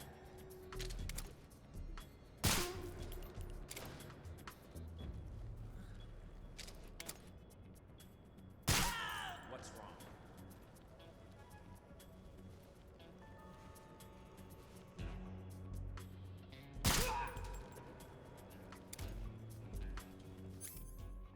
Good enough for me.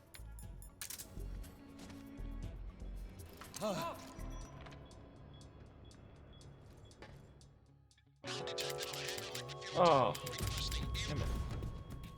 Insane.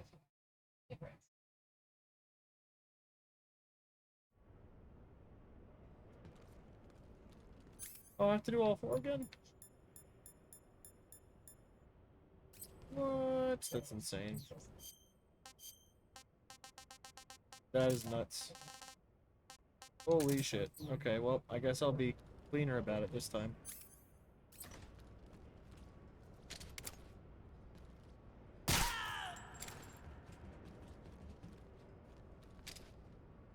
Now that the Sorrow's dead, there's no point.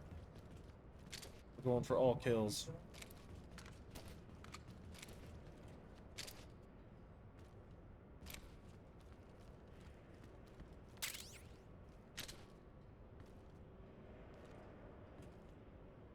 Go this route this time.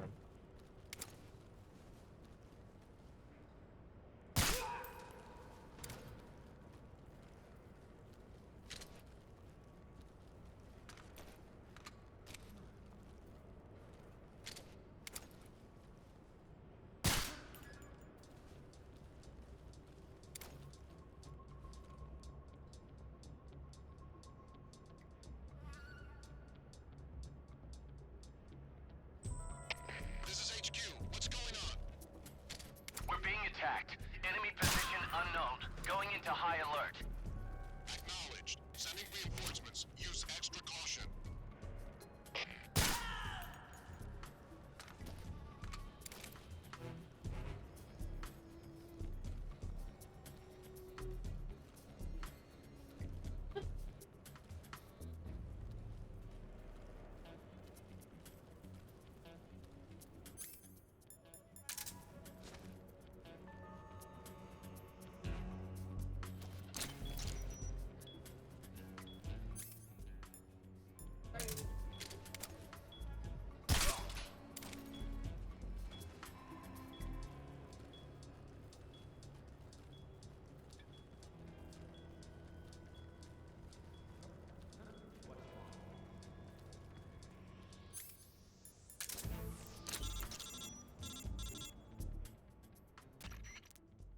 Snake? Eva.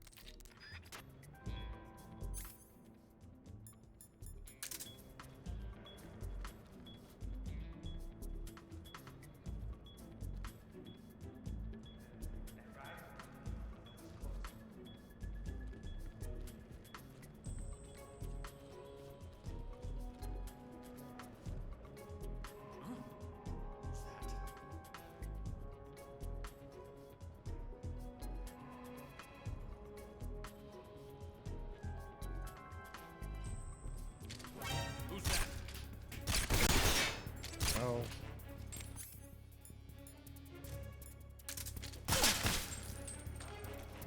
Oh.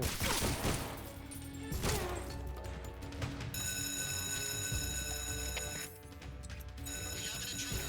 Support units, move out.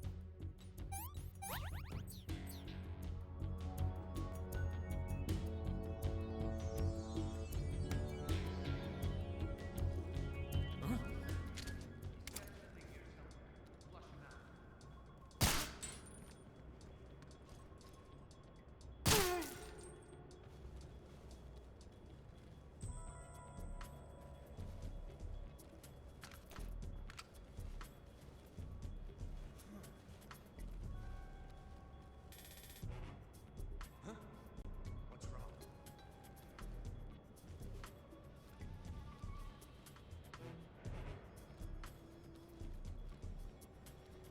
Who's there? What?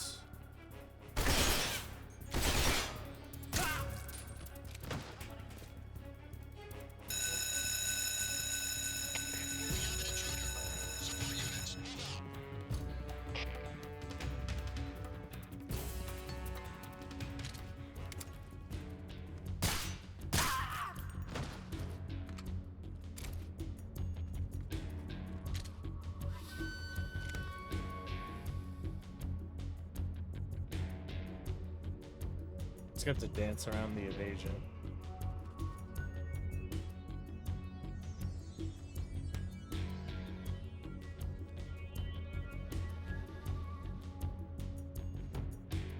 We've lost the enemy.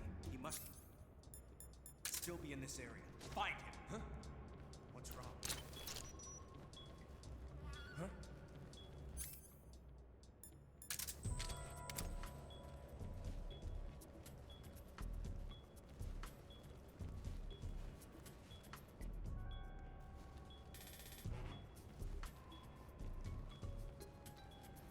What the hell? He must be lurking nearby.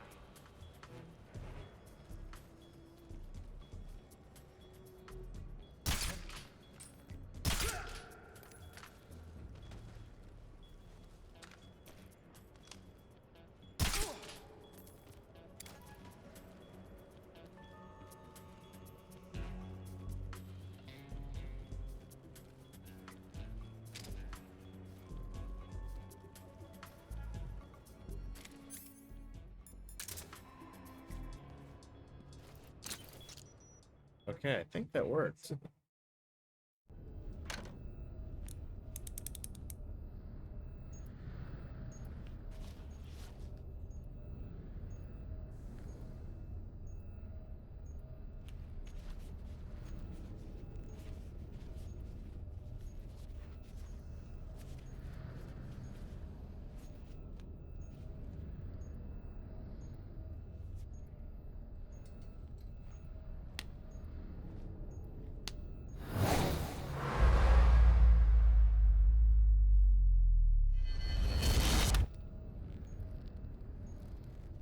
Got you this time.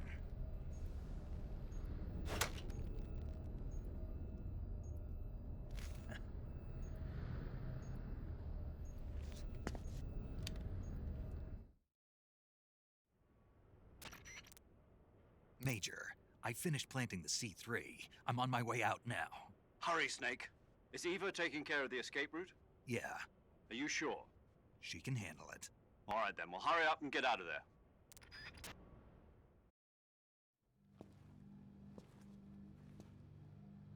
Snake! Well,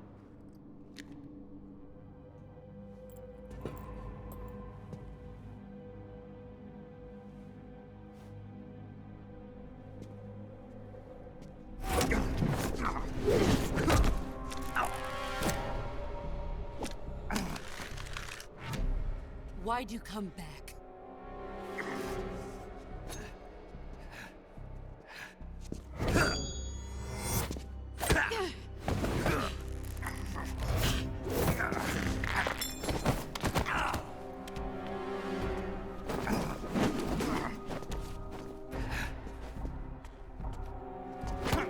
damn.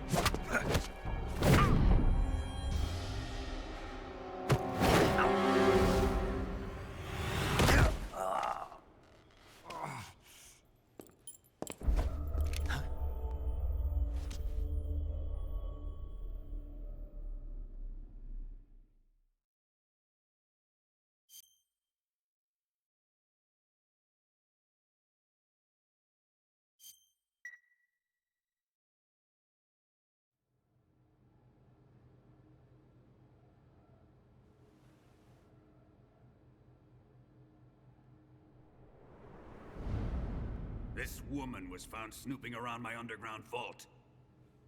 When she was captured, look what we found on her.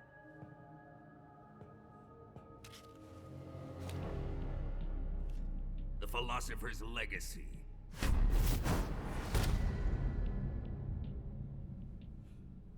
This microfilm contains all the information regarding the Legacy. You might say that this film itself is the Philosopher's Legacy. It was the smell that gave her away. No, not the perfume. It was gasoline. Motorcycle gasoline. She reeked of it. To think that lovely Tatiana was a spy. We found this radio along with her too.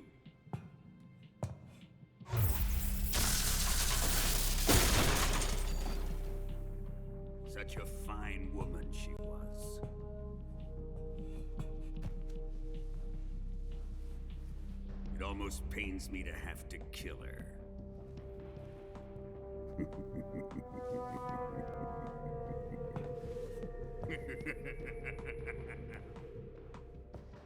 Yes, she was an obedient one. She was my precious little pet. Ah! Isn't that right?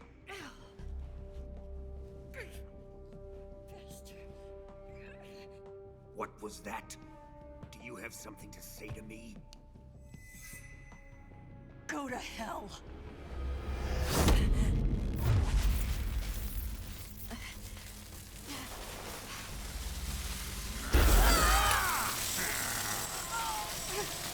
You dirty whore. I've had enough kisses from you.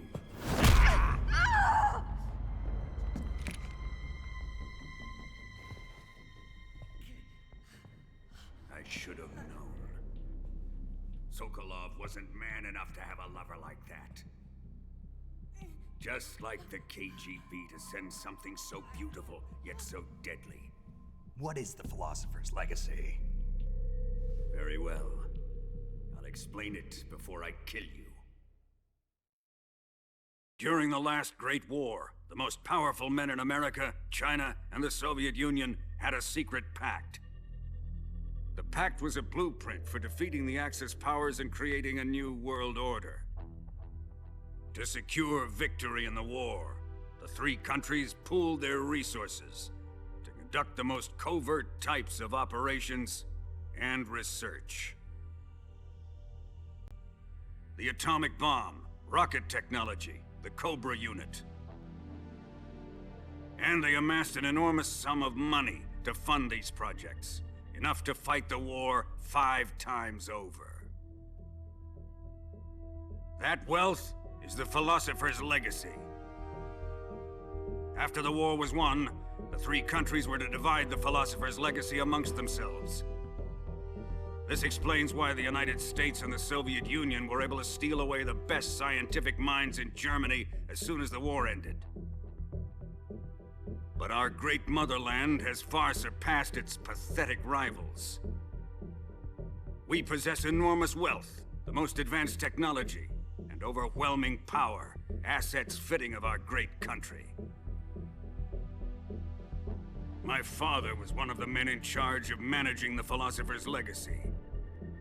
In the confusion that ensued after the war ended, he devised a series of ingenious plots to ensure that the Soviet Union would have total control over the legacy. The money was divided up and laundered through banks all over the world. Switzerland, Austria, and Hong Kong. This microfilm contains a record of all those transactions. After my father's death, I learned of this secret and obtained the microfilm.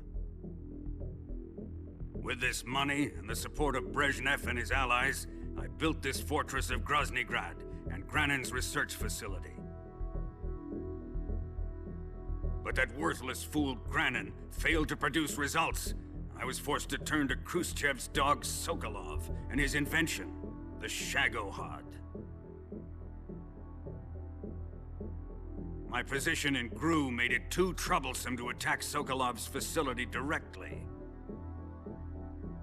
But the spy network established by the secret pact still existed. I used it to contact the boss and suggested that she defect. The boss was conniving enough to see things my way. The world was once one, but the conflict between the philosophers has torn it in two. We will use the legacy to heal that rift and make the world whole again. To do this, we need strength, an unstoppable trump card with enough power to bring order to the world. That trump card was to be the Shagohod and the Cobra unit.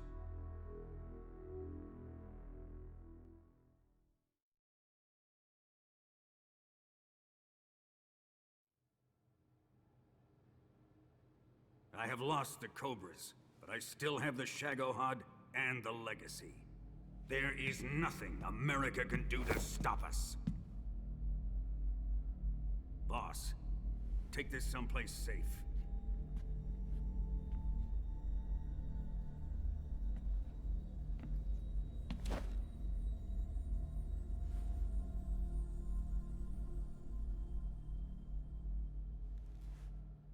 Take good care of it.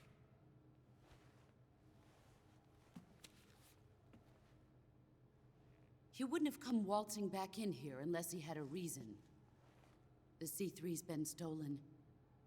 He must be planning some sort of sabotage. I'll go see if there are any surprises waiting for us. I'll dispose of her as well.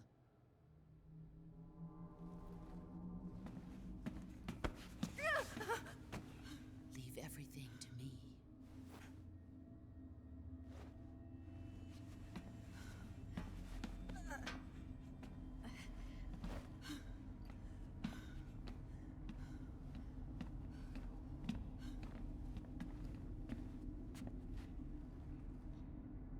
Fight like a warrior, Volgan. But of course.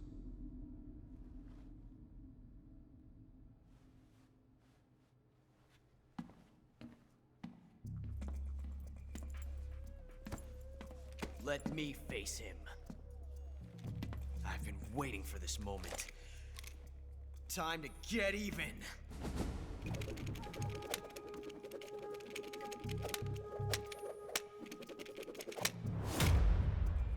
Damn.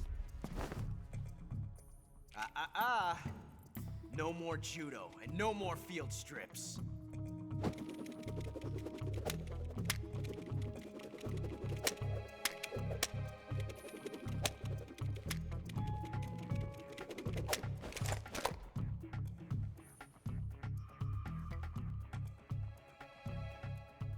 Enough of this.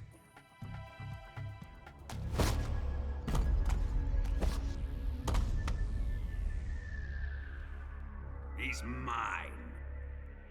You will stand right there and watch. Got it? Please, Colonel, let me— Silence! Damn. Huh?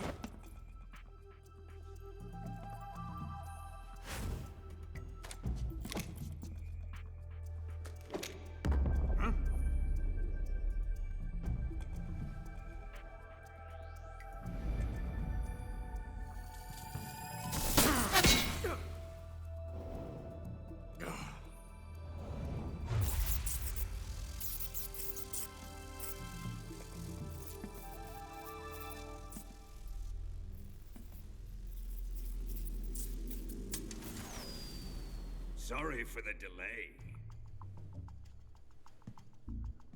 Let's get started, shall we?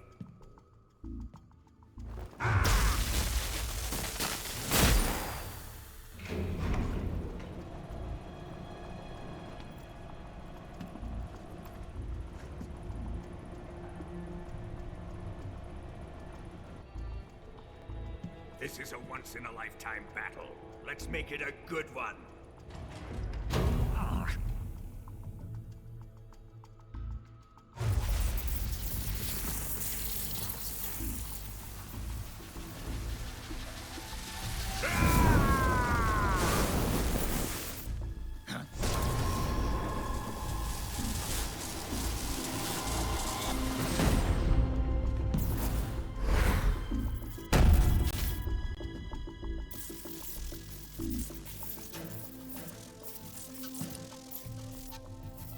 It's just you and me now. And I'm gonna enjoy this. Snake!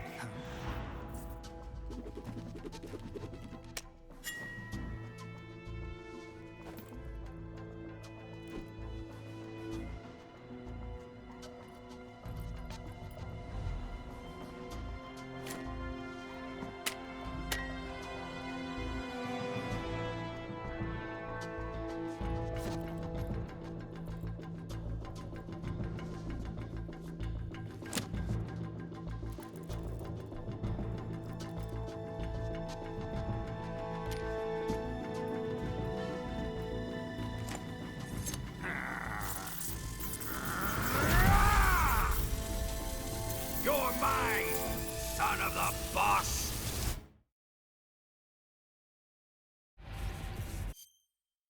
All right. I'll take a quick few minutes, then we will fight Volgan.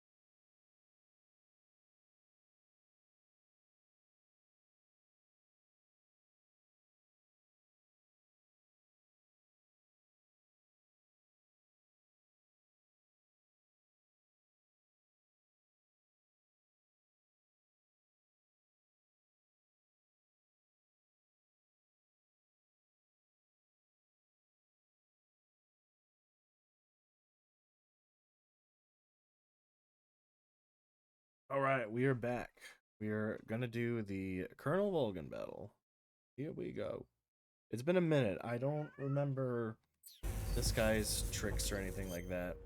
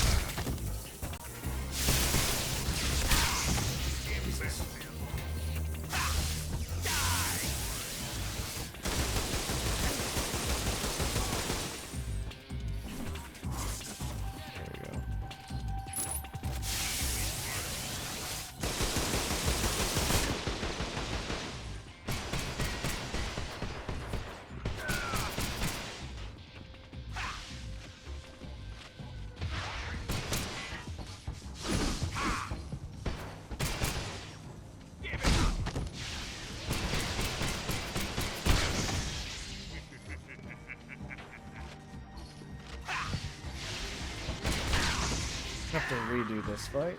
I forgot exactly how to damage him.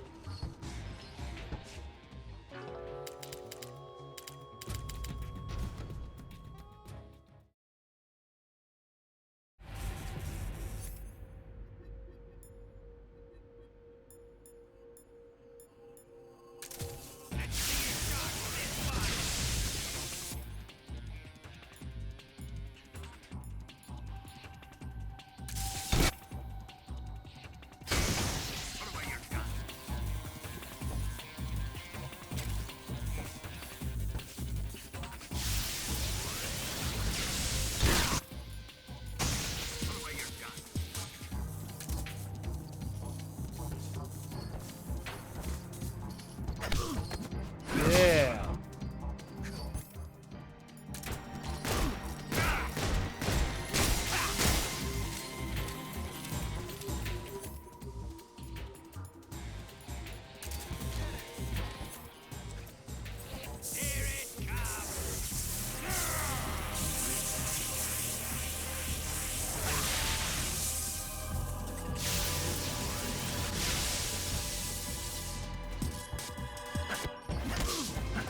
Yeah. Good.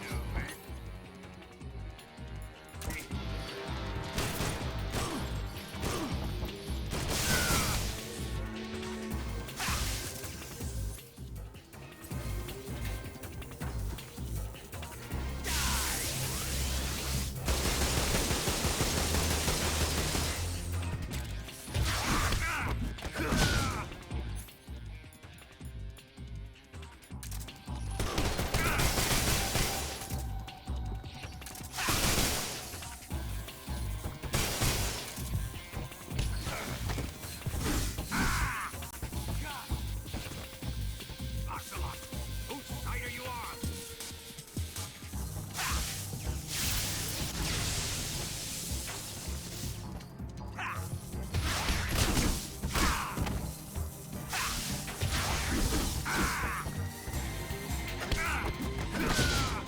Damn it.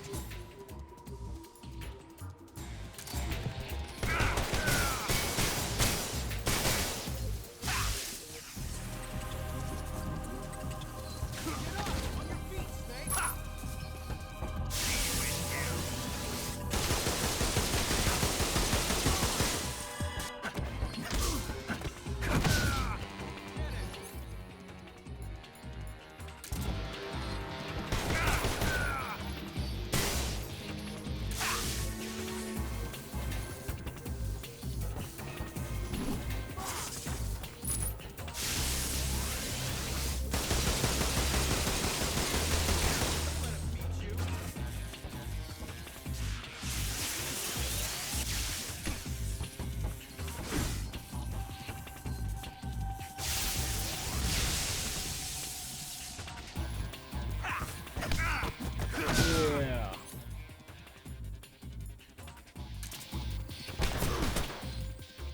All right, we're cooking. We're cooking.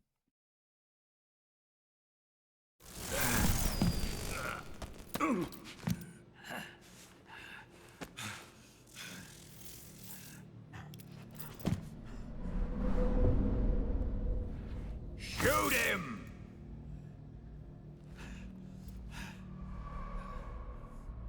Do you hear me? I said shoot him! Sorry, Colonel. I'm afraid I can't do that. What do you mean you can't? I made a promise to the boss. Silence! I am your commanding officer.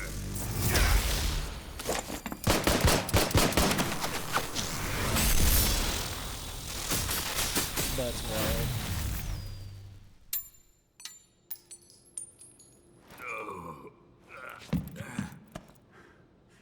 Are you questioning my authority?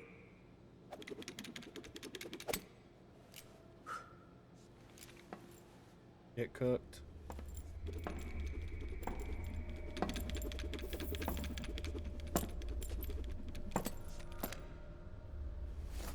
Fight like a man, Volgin. Vulcan? Emergency. Explosives have been detected. All non-EOD personnel must evacuate immediately. Ocelot! Find those bombs! Repeat, explosives have been detected. All non-EOD personnel must evacuate immediately. Move it! Huh.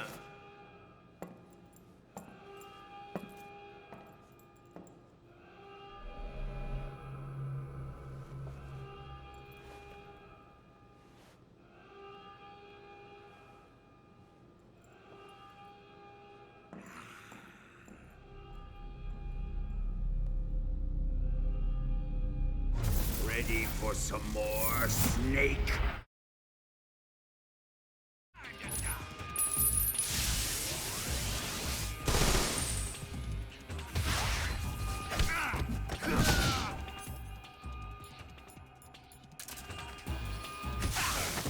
Shit.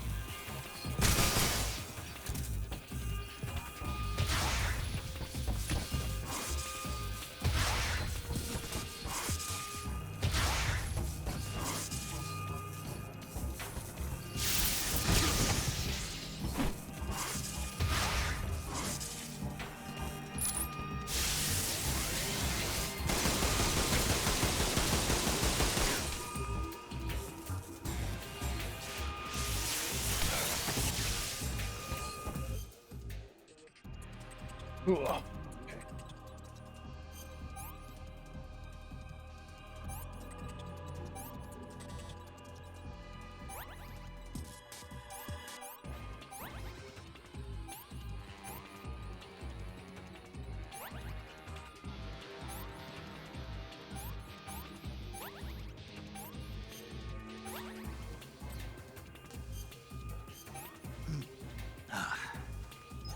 Hey, this works.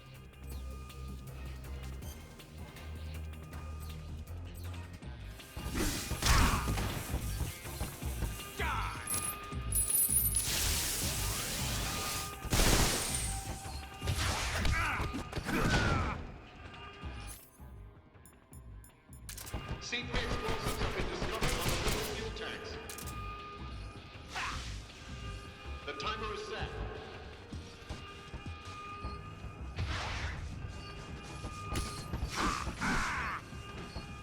Time remaining until detonation. 60.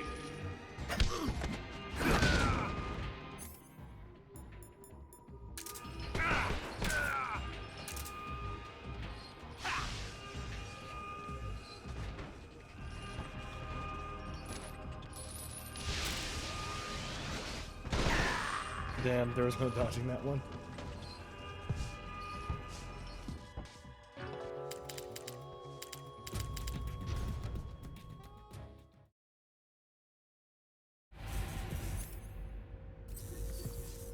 What?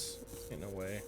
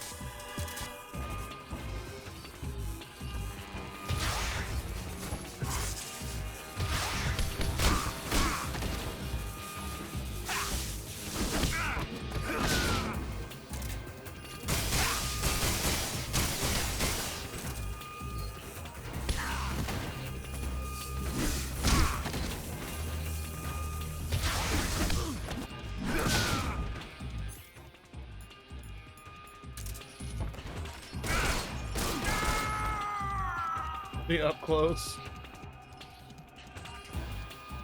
The up close sniper is crazy.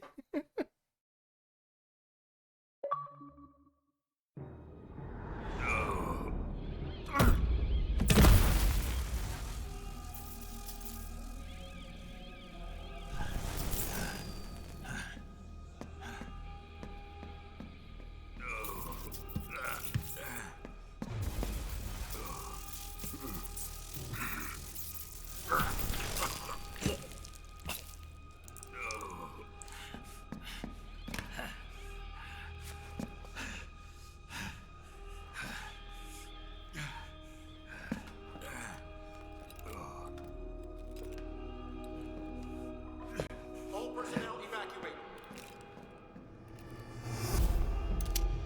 Repeat, all personnel evacuate. Faster! Ah! This way! Everybody run! Ah! Ah!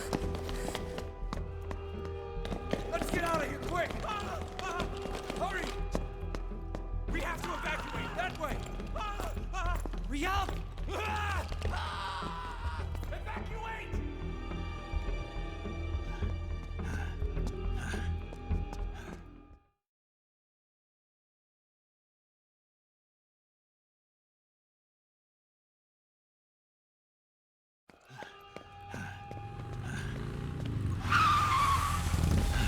Hop in.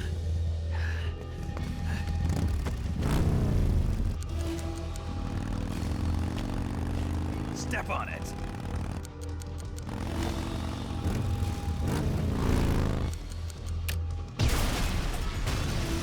Man. Run! Hurry!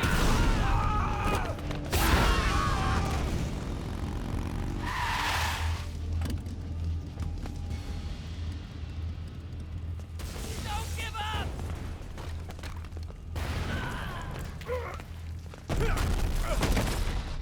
Eva, how did you? The boss let me go. The boss? But why? I'll tell you later. Right now, we've got to get to the lake and escape. We can't leave yet. I've still got one last job to do. The boss is already at the lake. Huh? She's at the lake. She's waiting for you there. Waiting for me?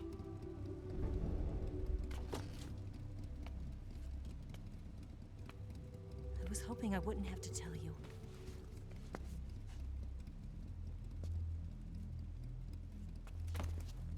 I don't want you to fight her. But I've come to realize that there's a special relationship between you two. Something I can't understand. Something that goes beyond a man and a woman. I envy you. Really, I do. But I guess I just can't understand it. She asked me to tell you something. I've never seen someone with such clear eyes.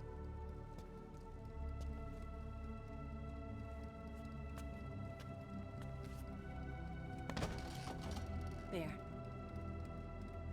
I said it. Ready to go? Yeah.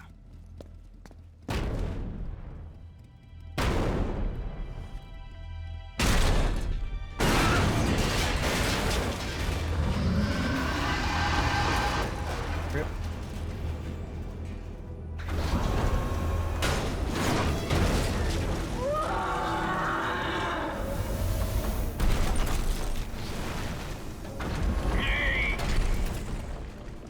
It's not over yet! There is no escape! We failed! Not good. Hold on tight!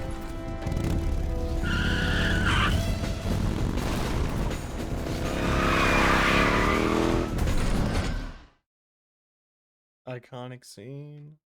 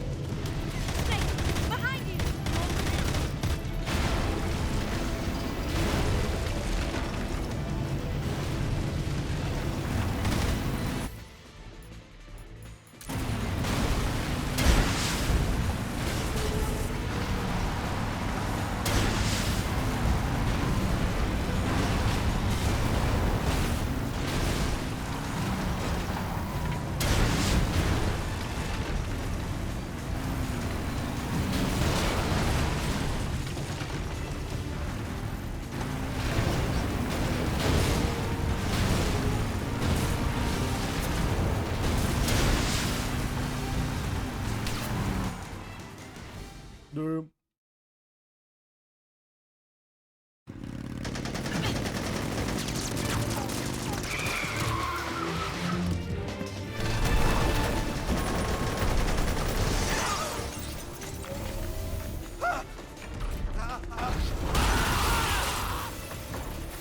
I can't shake him. The RPG can't put a dent in that armor. Let's head for the rail bridge. The bridge? I thought you rigged it with C3.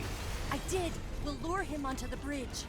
Then blow him up along with it. Good plan. The bridge is on the other side of the runway. We'll have to cut through the middle of the base. You ready? Step on it. If he catches up to us, we're done for. Okay, here we go!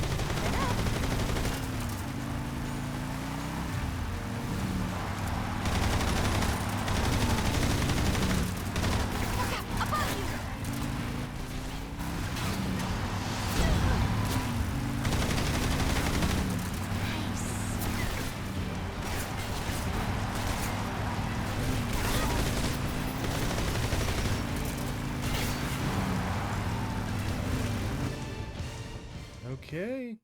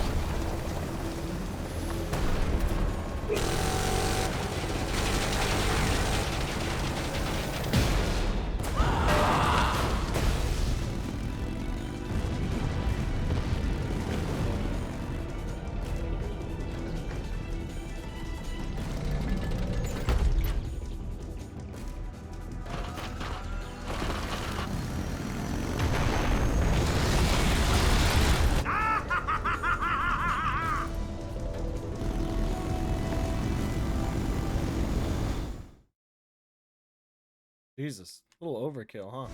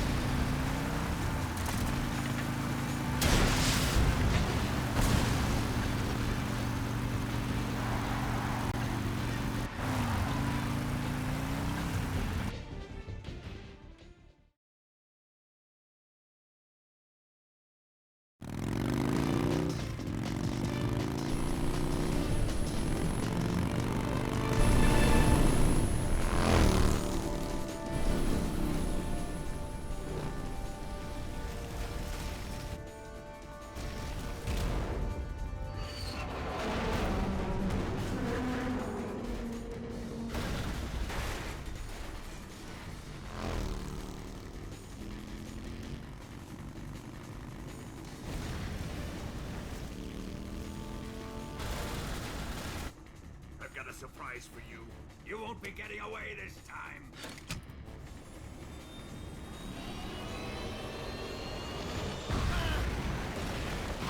Damn, R.I.P.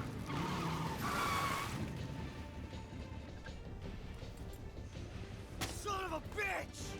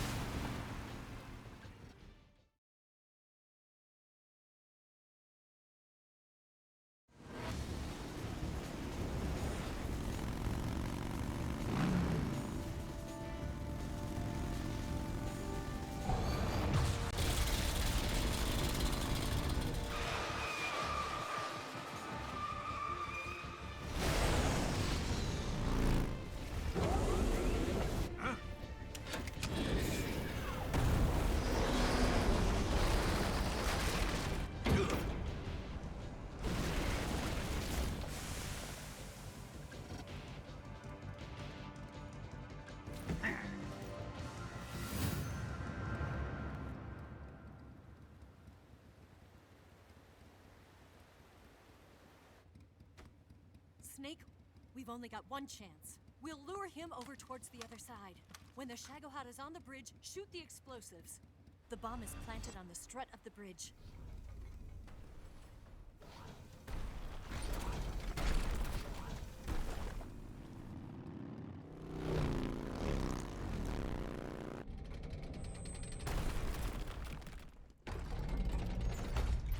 Let's go.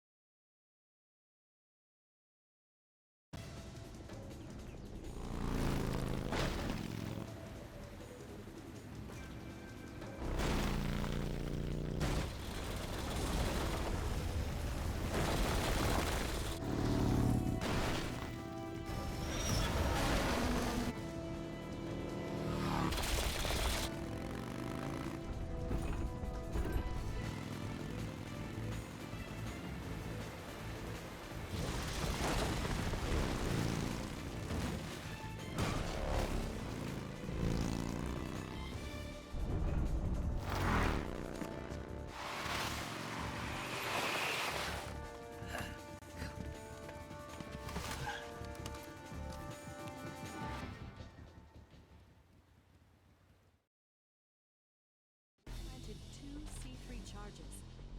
Farther up. Keep your aim steady. Down. Keep your aim steady. Keep your aim steady. Keep your aim steady. Keep your aim steady. Shoot! It's here! Only one more left. More hurry, Snake.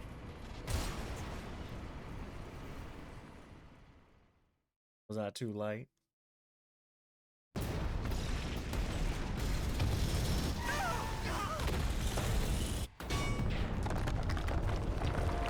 Got him.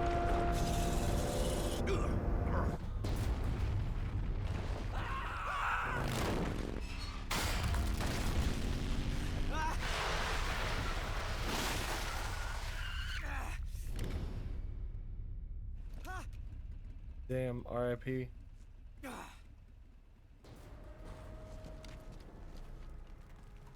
We did it!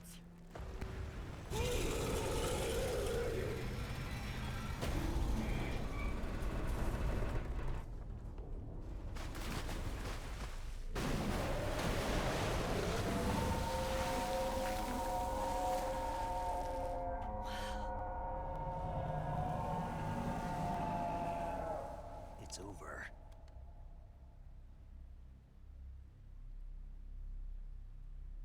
Look!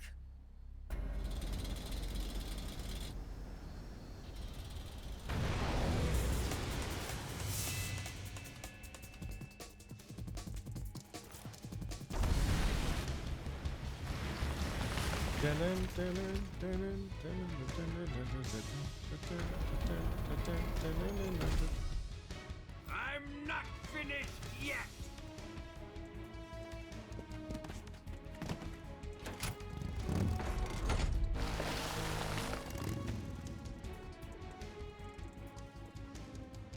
Eva, you take care of the driving. Yeah? Yeah, I trust you. On one condition, though, leave the fighting to me. You got it. I was getting tired of running away anyway.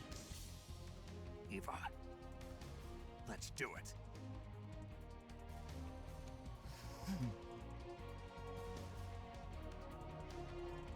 For luck.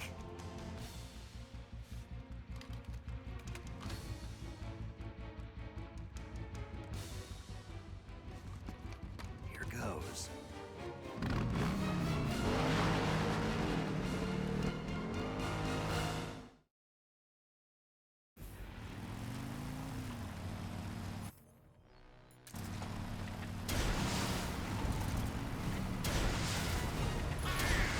Here come the missiles.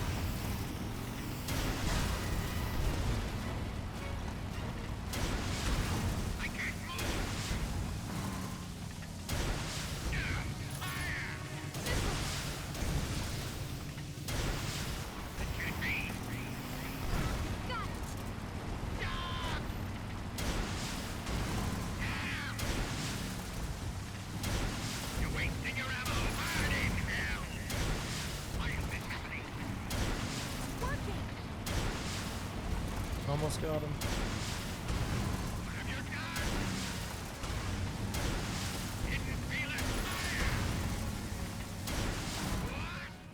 Got him. Easy.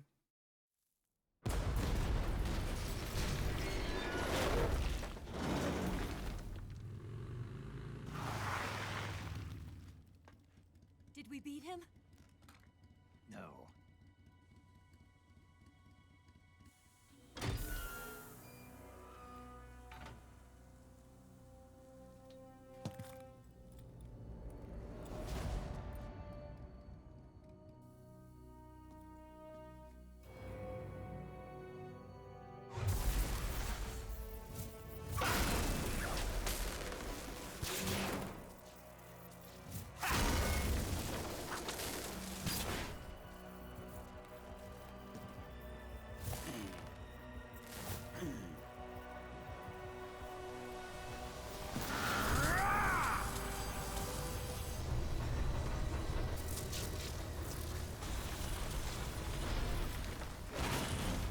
Get off! What? I'm gonna lure it back here. You're gonna use yourself as bait? Are you insane? I'm used to this guy. I know how to handle him.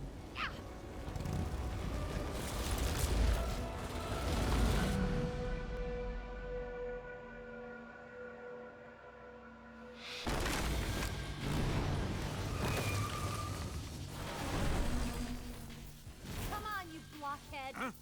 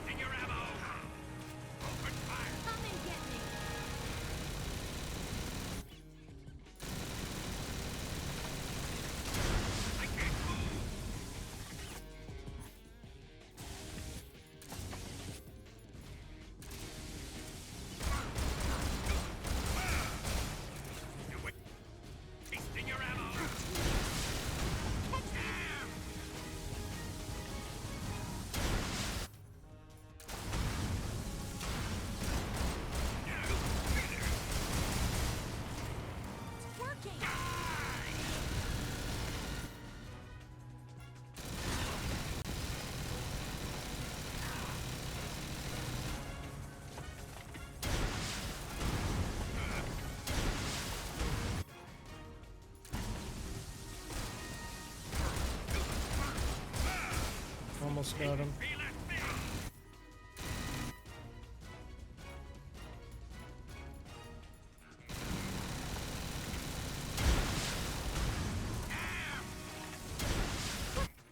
What's the matter? Only fast and better. Got him.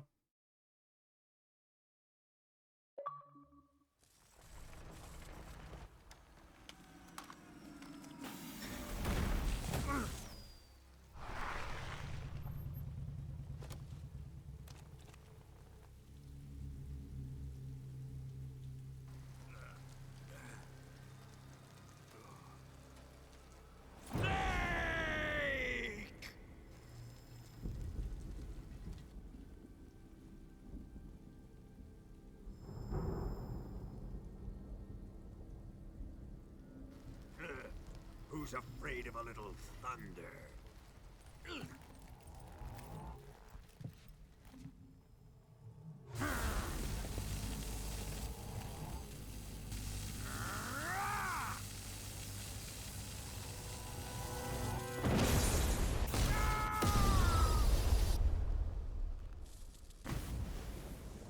Rip.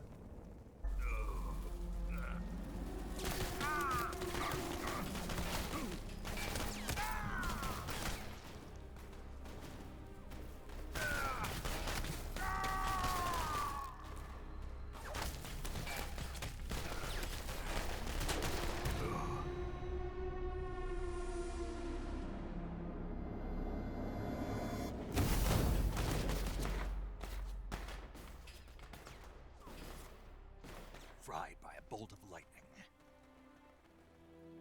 A fitting end. It's finally over.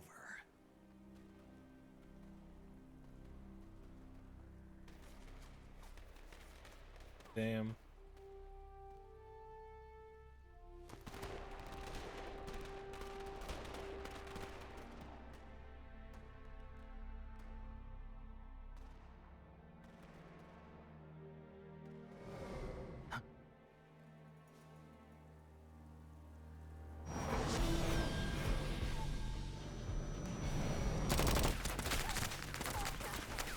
No time for this now.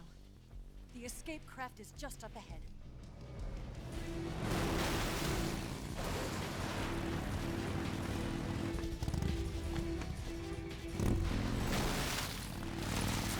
Let's get going.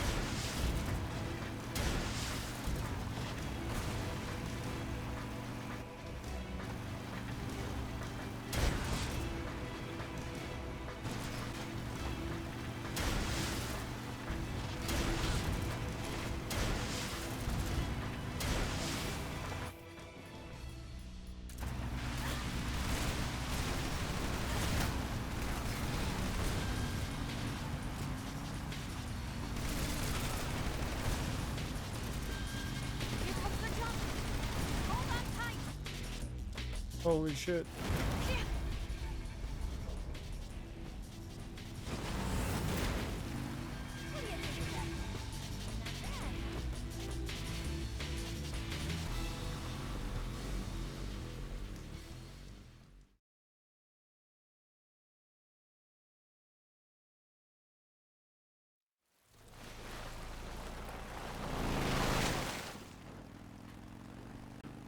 Looks like they finally gave up.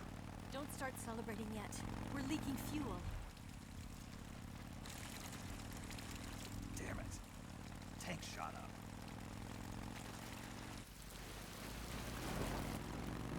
Crap.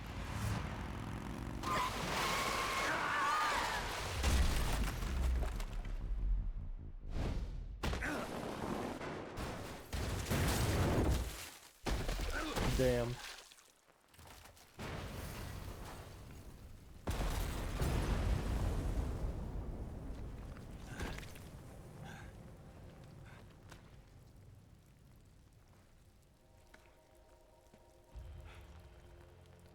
Eva! I'm over here.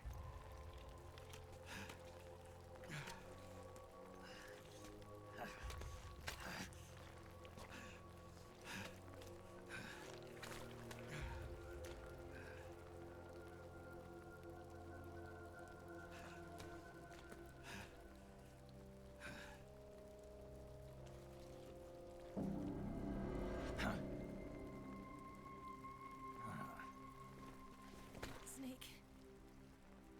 How's it look? Pretty bad. Not a sensitive bone in your body. Eva, What about you, Snake? I'm fine. That's good to hear.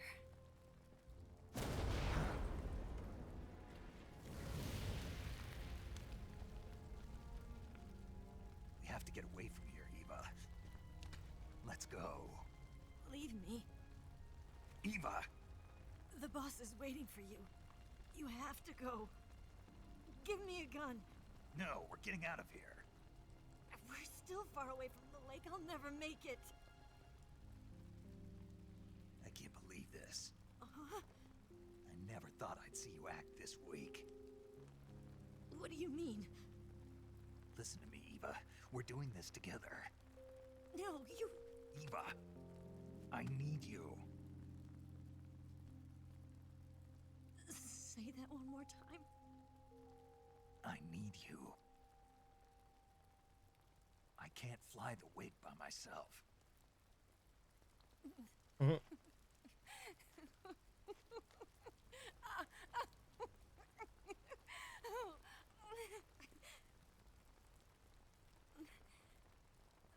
right, then. I guess I'd better help you out.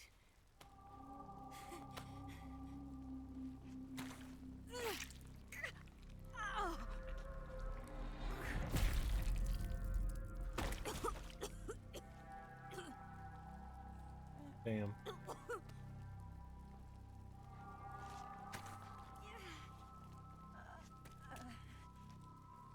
You're lucky to have me.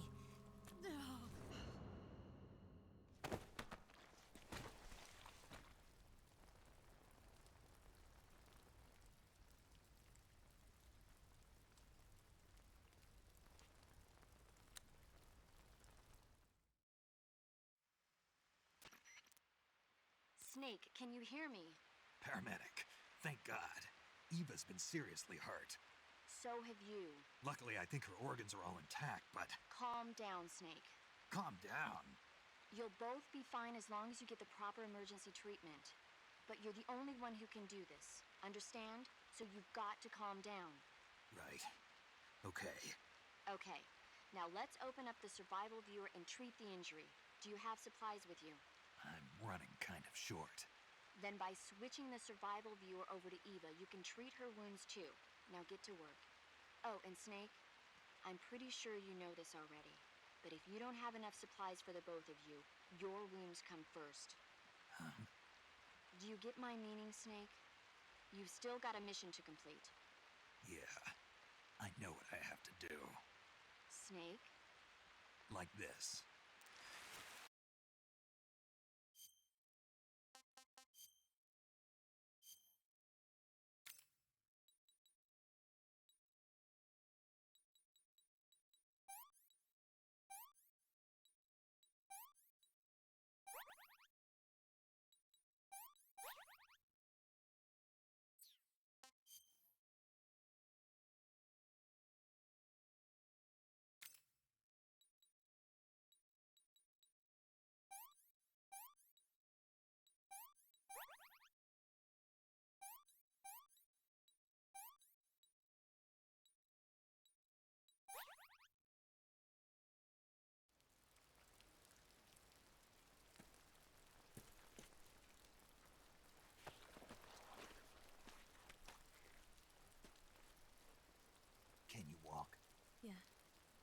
think so.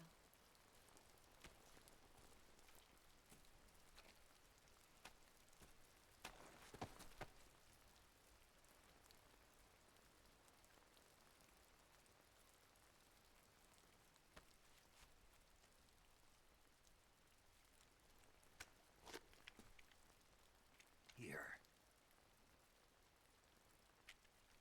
It's different from the Mauser. When you're using a two-hand grip, you have to be careful where you put your hands or your fingers will get burned by the exhaust gas from the cylinder gap.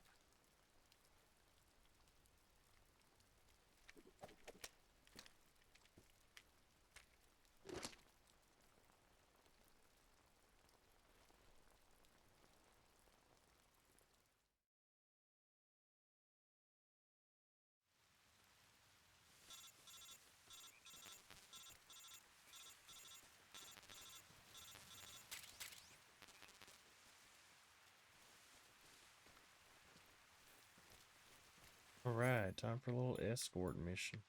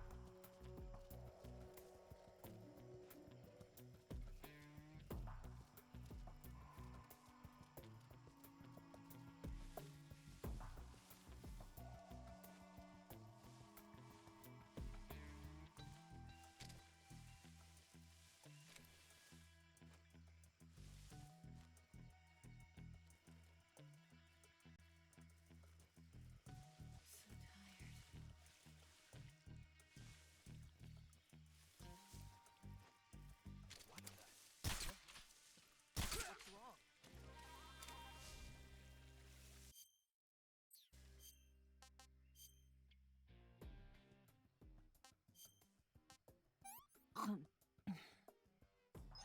This tastes like crap.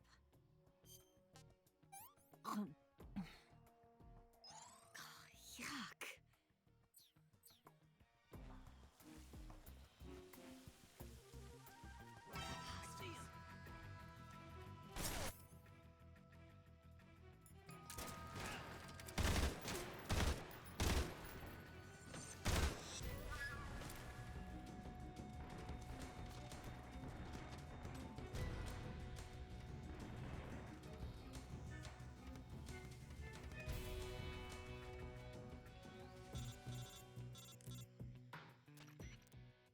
Snake, the lake is just over that cliff.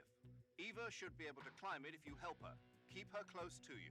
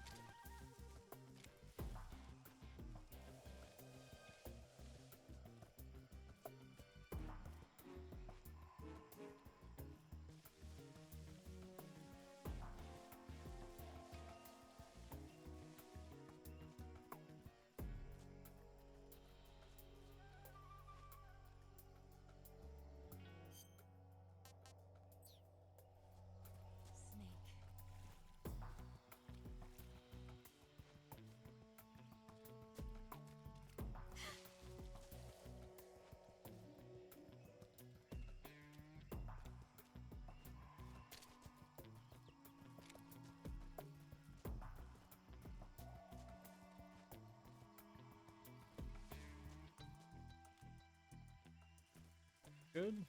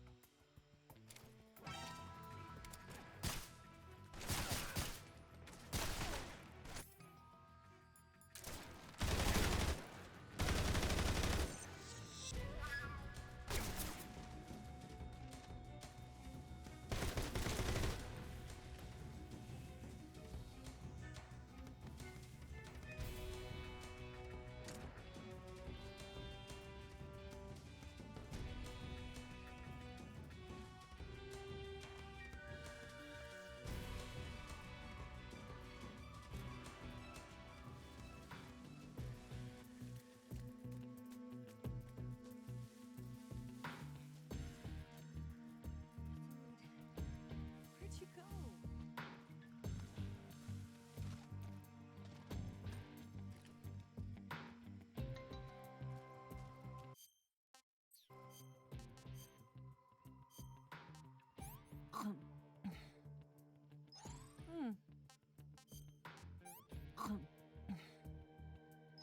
What did you give me?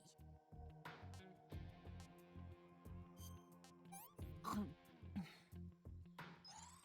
gonna puke.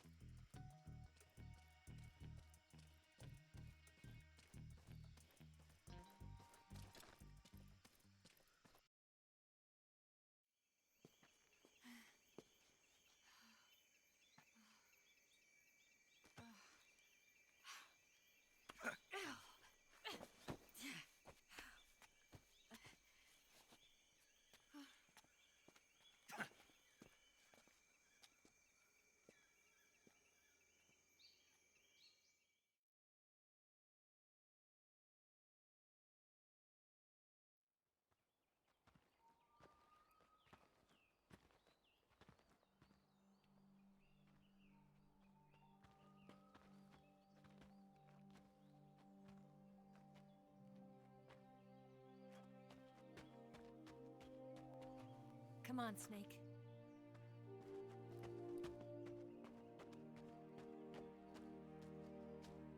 Damn. We made it. We made it. Over there.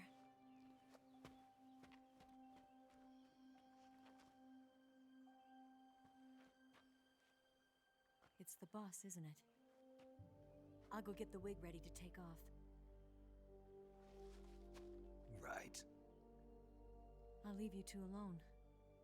But come back in one piece, okay?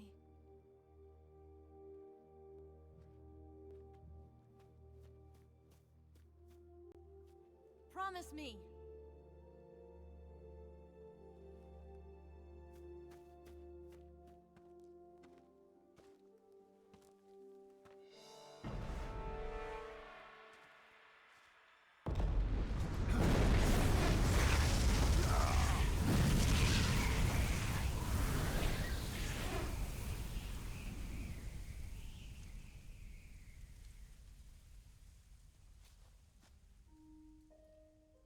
Life's end.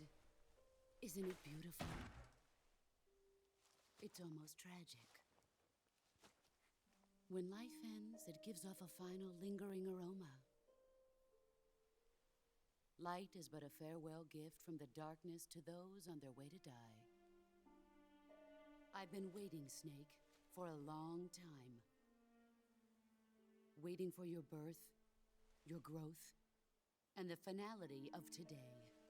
Boss, why are you doing this? Why? To make the world one again. The world used to be whole. But with the end of the Second World War, the philosophers began to fight amongst themselves, and the world was torn apart. The Cobras, my comrades who trained and fought alongside me, were torn apart as well. The foibles of politics and the march of time can turn friends into enemies just as easily as the wind changes. Ridiculous, isn't it? Yesterday's ally becomes today's opposition, and this Cold War? Think back. When I was leading the Cobras, America and Russia were fighting together. Now, consider whether America and Russia will still be enemies in the 21st century. Somehow I doubt it. Enemies change along with the times, the flow of the ages, and we soldiers are forced to play along. I didn't raise you and shape you into the man you are today just so we could face each other in battle. A soldier's skills aren't meant to be used to hurt friends. So then what is an enemy? Is there such a thing as an absolute timeless enemy? There is no such thing, and never has been. And the reason is that our enemies are human beings like us. They can only be our enemies in relative terms. The world must be made whole again. The philosophers must be reunited. I will devote my skills to that purpose. And with the Colonel's money, I will achieve that end. Just as I once created the Cobras. They are my family. I may no longer be able to bear children, but I still have a family.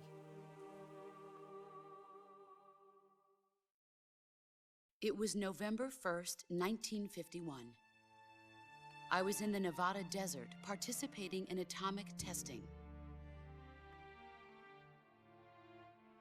The name Nevada is derived from Spanish, covered in snow, white as snow. And snow is exactly what I saw in that Nevada desert. It froze my blood white. Snake, you were an atomic test subject, weren't you? On Bikini Atoll. That's part of the reason I was drawn to you. You and I are alike. We're both slowly being eaten away by the karma of others. We'll never have the chance to die peacefully of old age. We have no tomorrow. But we can still have hope for the future. In 1960, I saw a vision of the ideal future from space. 3 years earlier, the Soviet Union had succeeded in launching Sputnik, the first man-made satellite in history, into orbit. This came as a huge shock to the United States. In response, America threw everything it had into its own manned spaceflight project, the Mercury program.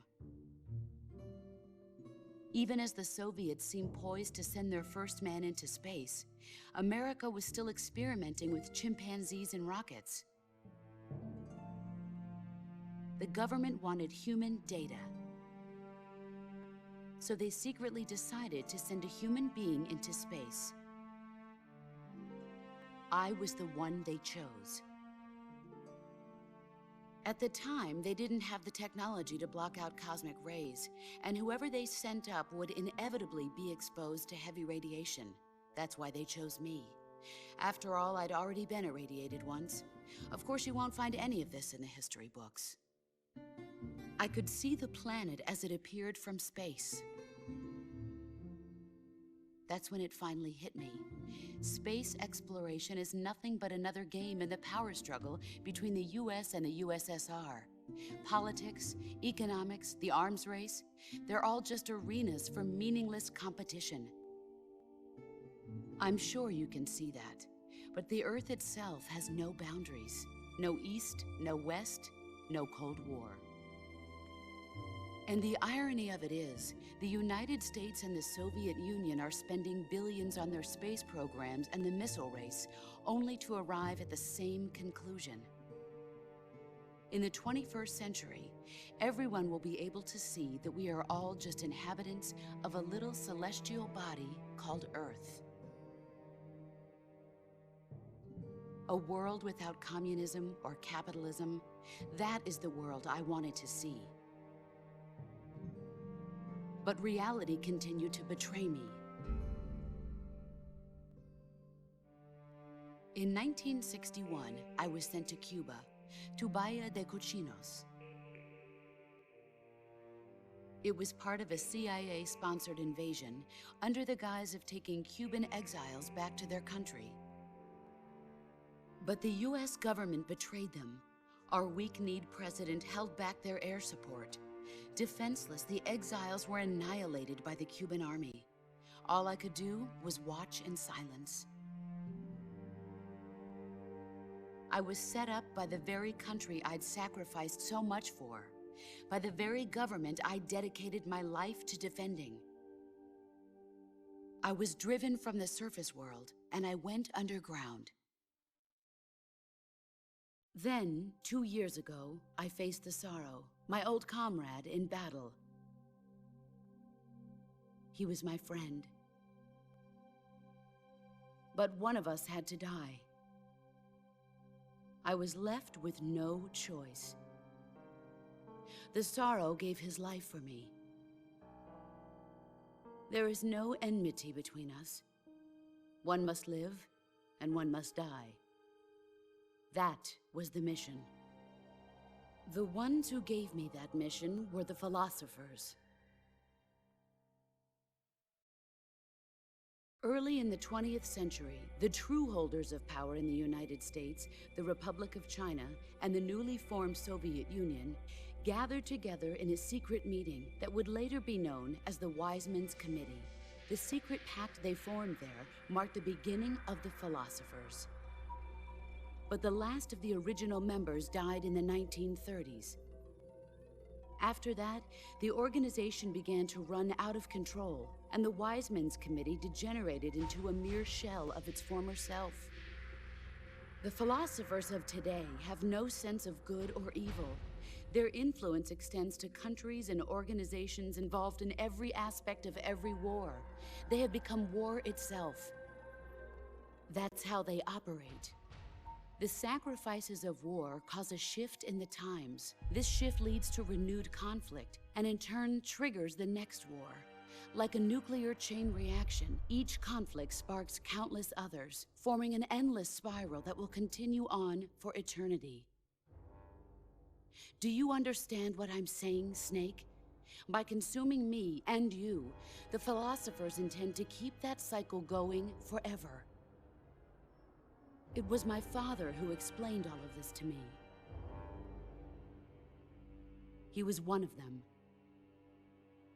You see, I am the last remaining child of the philosophers. But after he revealed the truth, my father was killed by that same shapeless, formless organization. And my father isn't the only thing the philosophers have taken from me. In June of 1944, the Cobras and I took part in the landing at Normandy.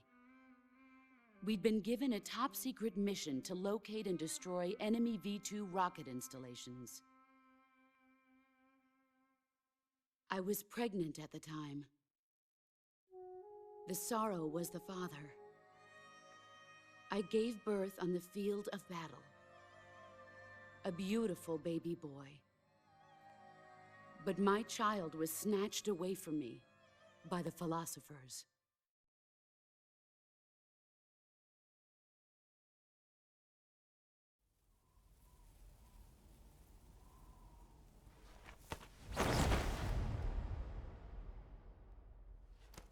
Look at this scar.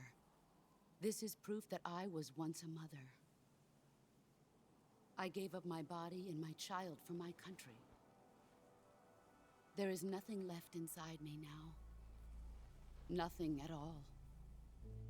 No hatred, not even regret. And yet sometimes at night, I can still feel the pain creeping up inside me, slithering through my body like a snake.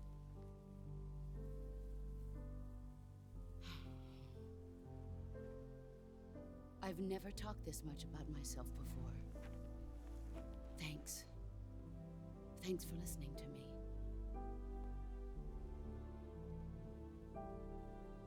I feel content. Snake, commence the operation. I raised you. I loved you.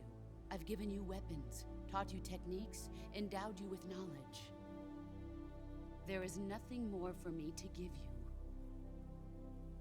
All that's left for you to take is my life, by your own hand. One must die, and one must live. No victory, no defeat. The survivor will carry on the fight. It is our destiny.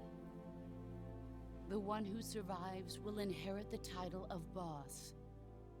And the one who inherits the title of boss will face an existence of endless battle. I'll give you 10 minutes. In 10 minutes, MiGs will come and bomb the hell out of this place. If you can beat me in less than 10 minutes, you'll be able to escape in time. Let's make this the greatest 10 minutes of our lives, Jack. Boss. You're a soldier. Finish your mission. Prove your loyalty. Face me.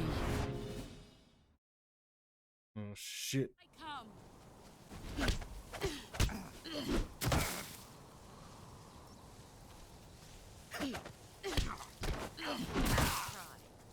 All these. Damn, she's fucking me up.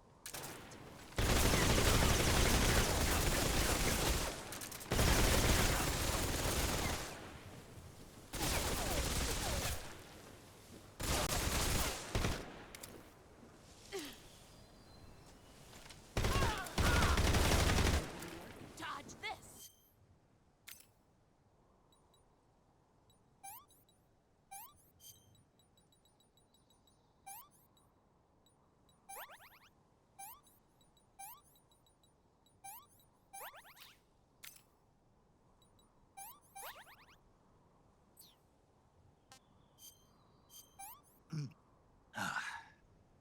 Tasty. Pathetic.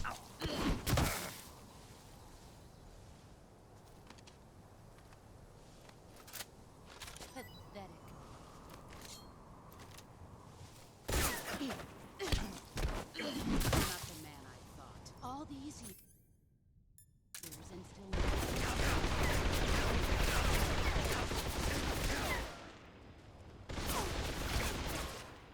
Damn, I'm gonna have to do this.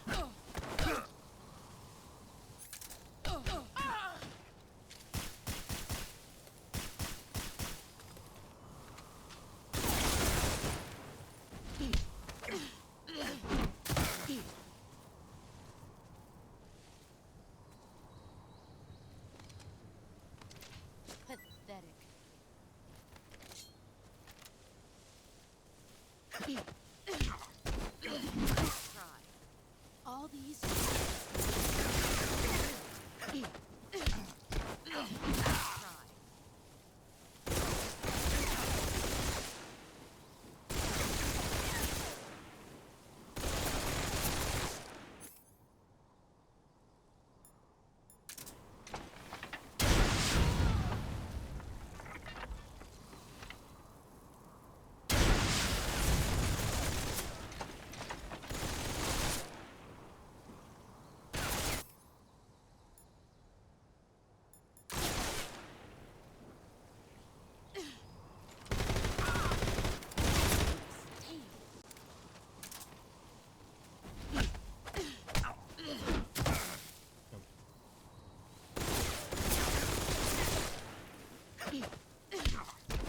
Oh, why can't I see who's here? All these.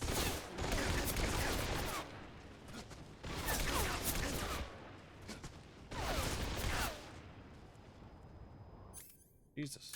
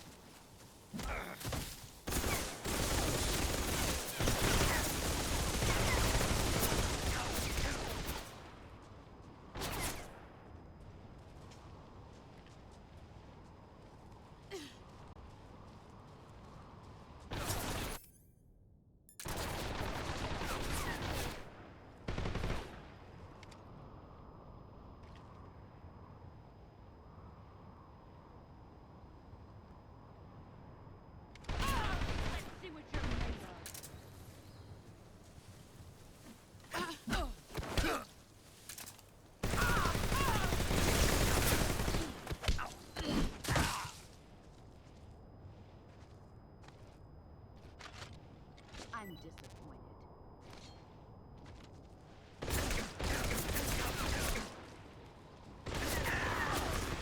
Ooh, they get into a rhythm here. He's tough.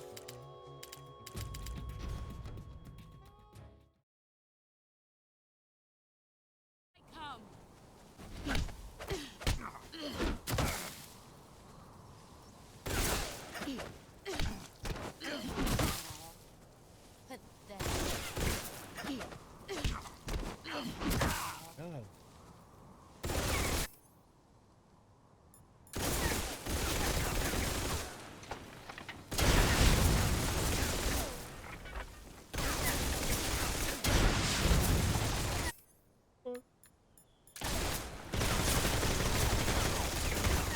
Here I come.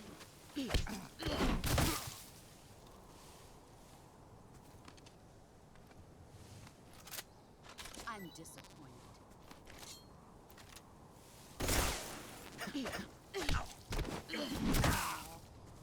All these things mean nothing. Man, I thought.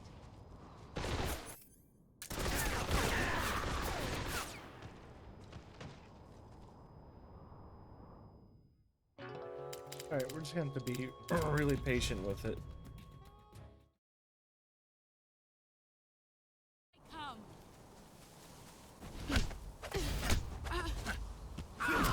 Excellent, Jack.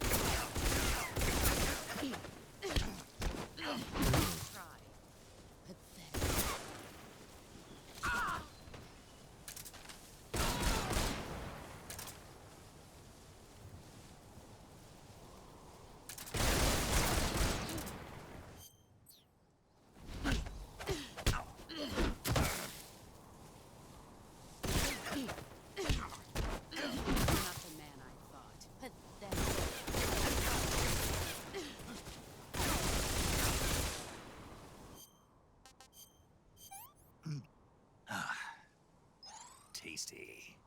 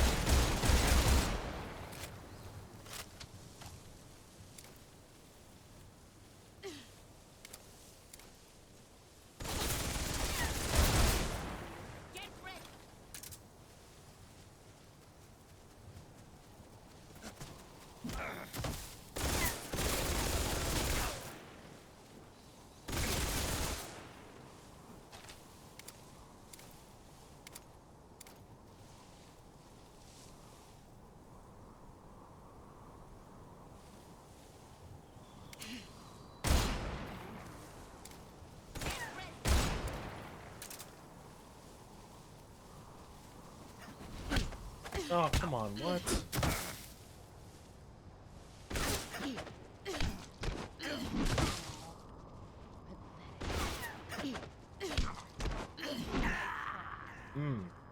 Well, I got it almost half. Jesus. I don't remember all the little tricks here. Come.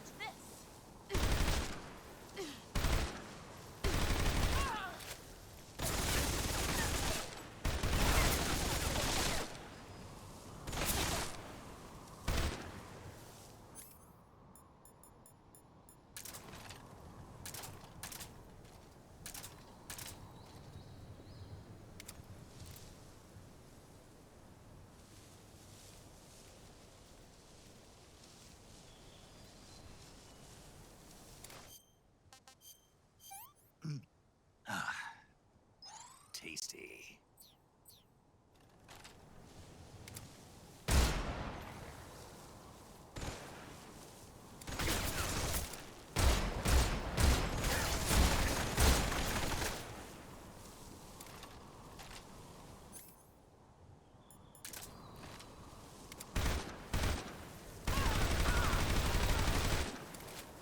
Alright, I think I'm getting it. You just can't get close to her, you get fucked.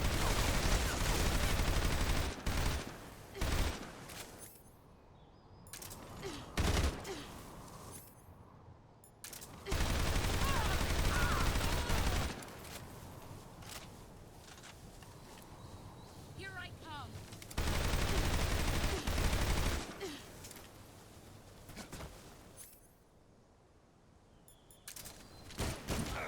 Damn it. Heads up, Snake.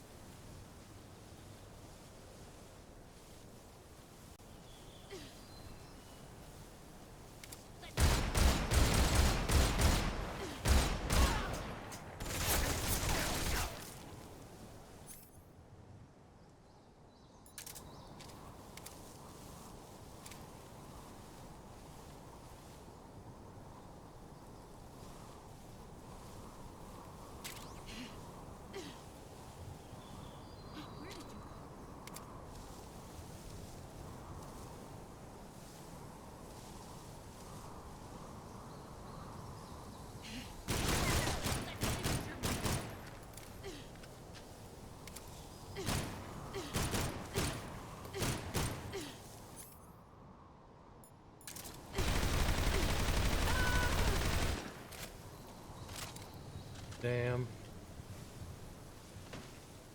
Oh. I did it. I did it.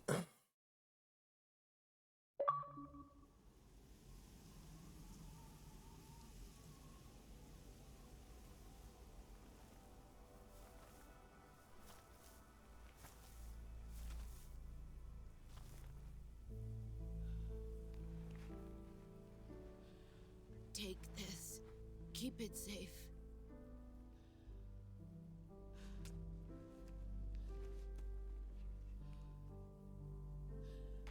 It's our only hope.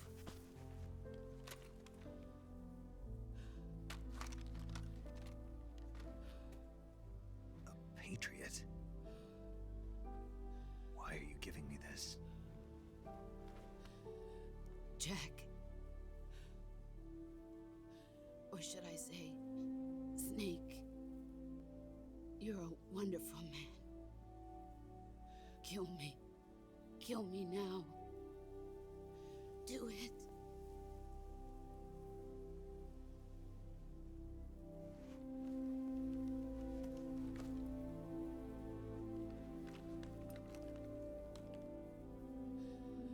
There's only room for one boss and one snake.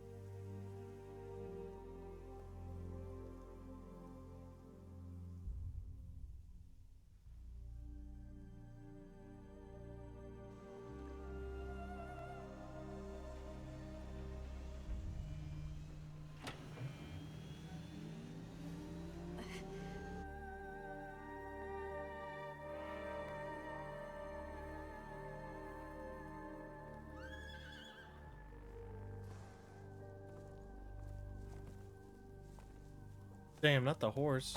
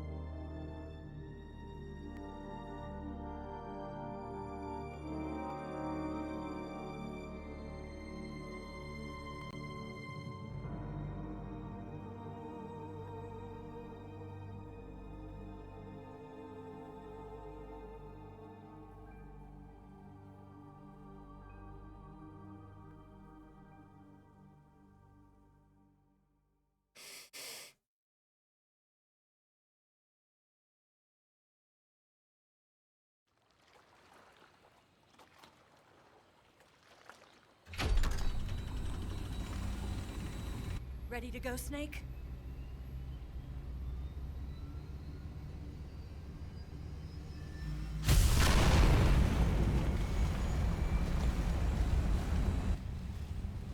Are you okay? No, he's not okay. Snake? Yeah.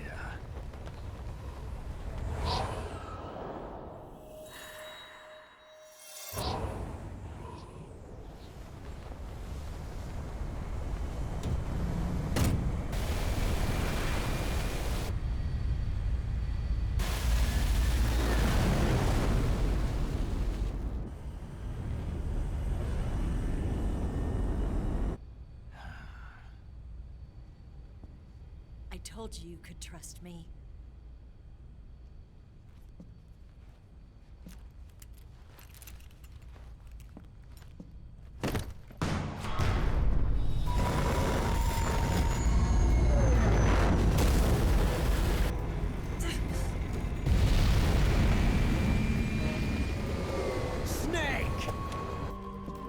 God damn. Ocelot! We're not done yet!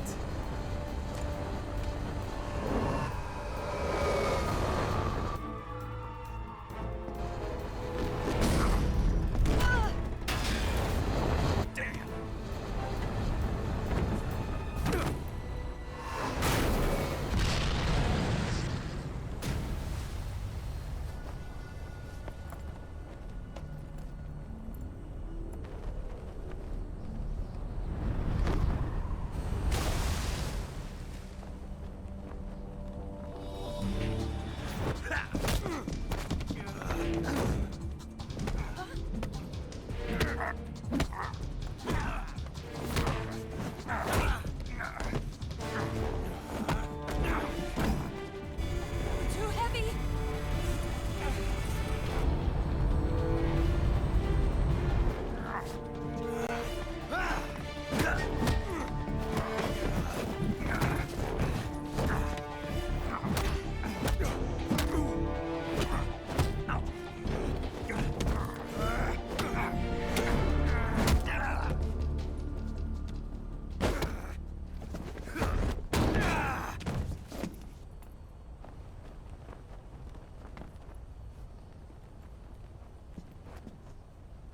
Snake, try to remember some of the basics of CQC.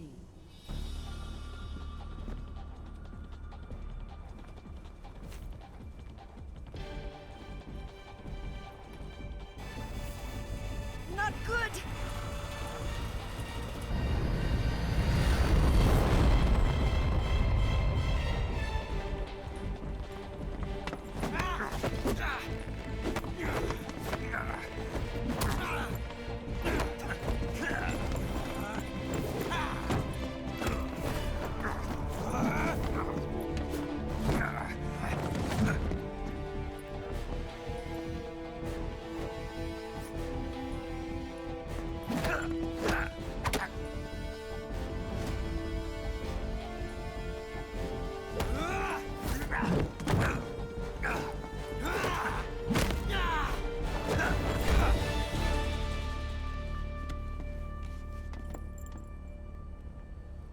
I picked up a few new moves.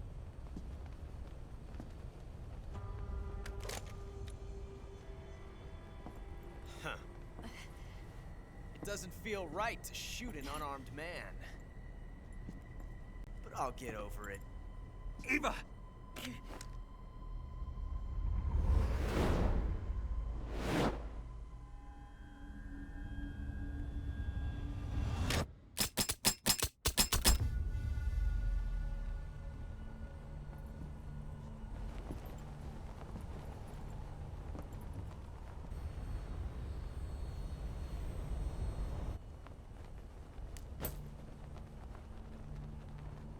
What do you say to one last showdown? Yeah, all right.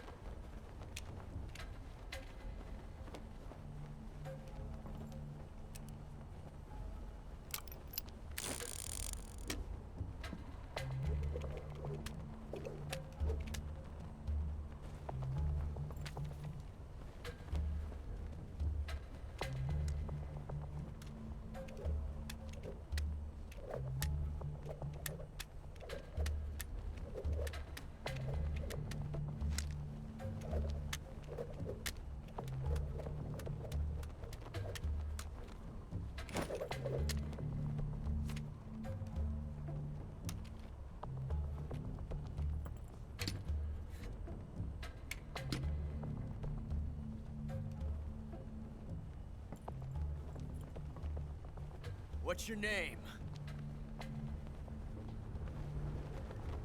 Snake. No. Not that name. You're not a snake, and I'm not an ocelot. We're men with names. My name is Adamska. What's yours? John. Very well, John. Plain name. But I won't forget it.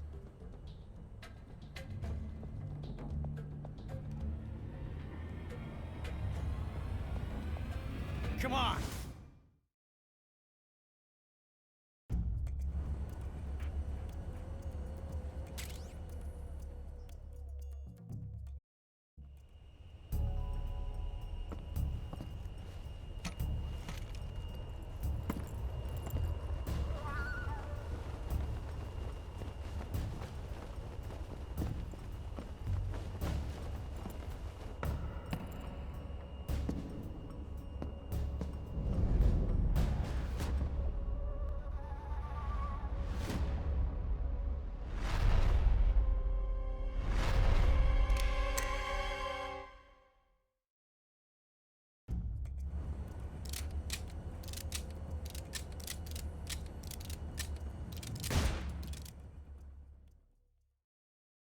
Gotcha.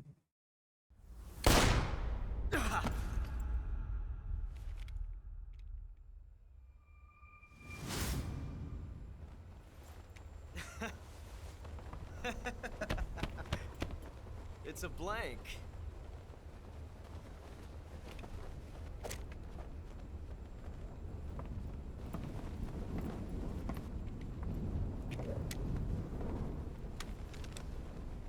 That was fun. Till we meet again, John.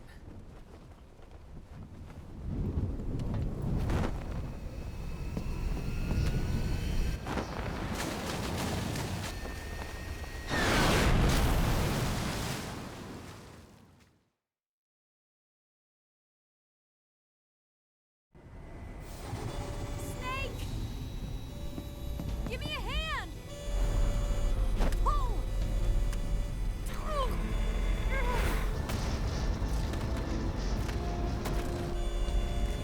Come on, pull up!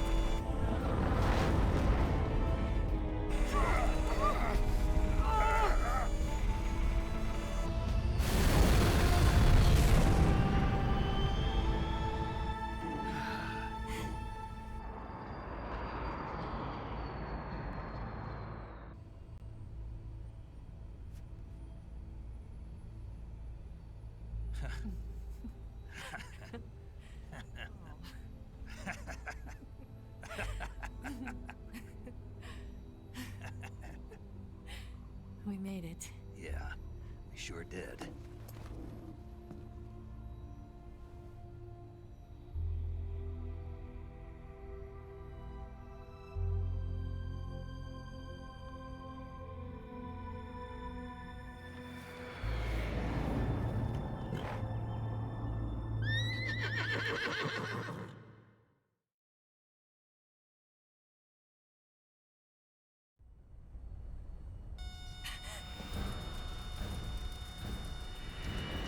Oh no, Migs!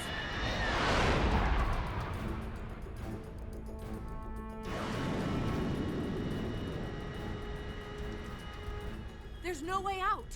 What are we gonna do? We've come too far to let them stop us now.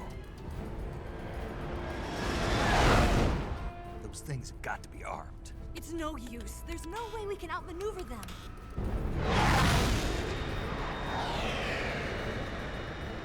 They're gonna shoot us down.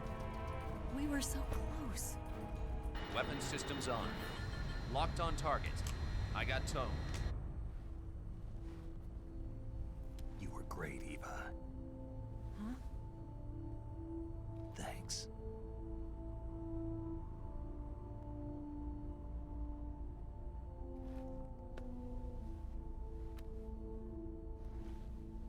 Oak 19, this is Control.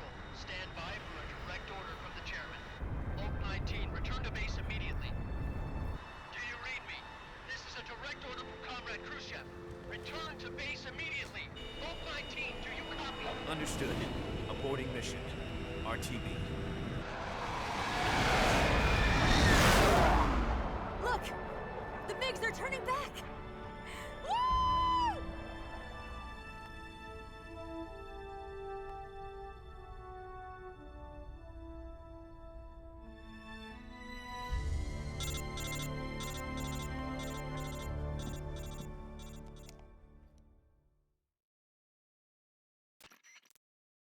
Well done, Snake. The MiG's disengaged. Most likely under orders from Khrushchev. Is this his way of helping us? Who knows? Maybe he didn't want things to get messier than they already are. Or maybe he just wanted us to owe him one. The important thing is, you made it out alive. As long as Khrushchev is with us, I don't think they'll be coming after you. It should be smooth sailing all the way to Alaska. I'm sending someone out to Galena Base to meet you. To meet me? The DCI and the President himself are waiting at Langley. Don't keep them waiting.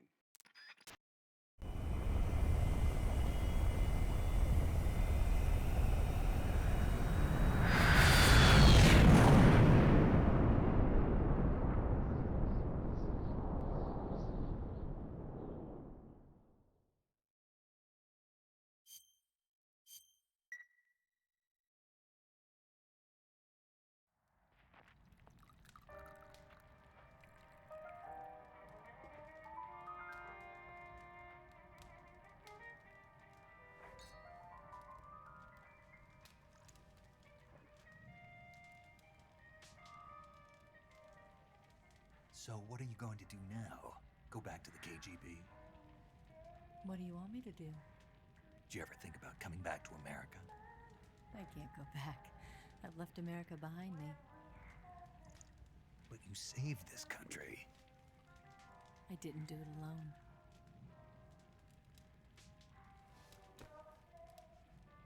And I still owe you a dinner.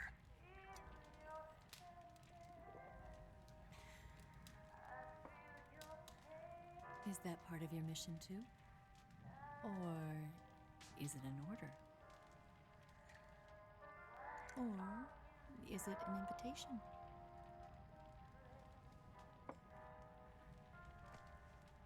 Or a proposal?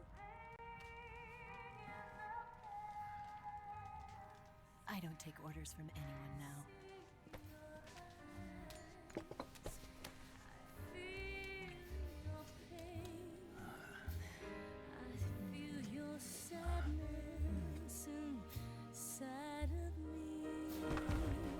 Damn.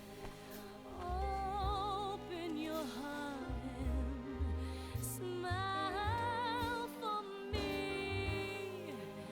You're not the only one afraid to fall in love. Dance with me again and walk this way.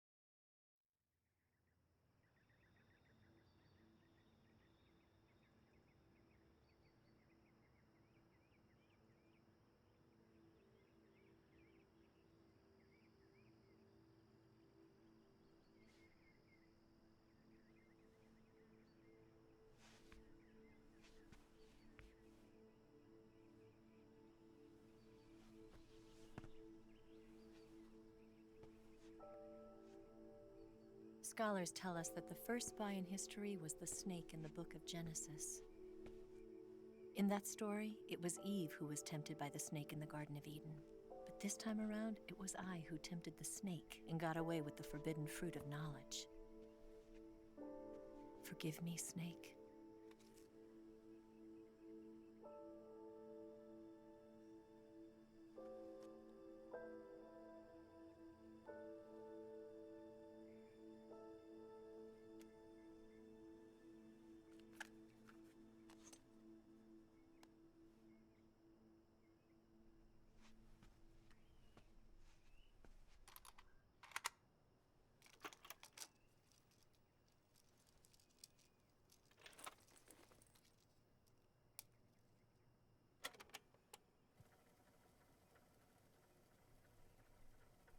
Good morning, Snake.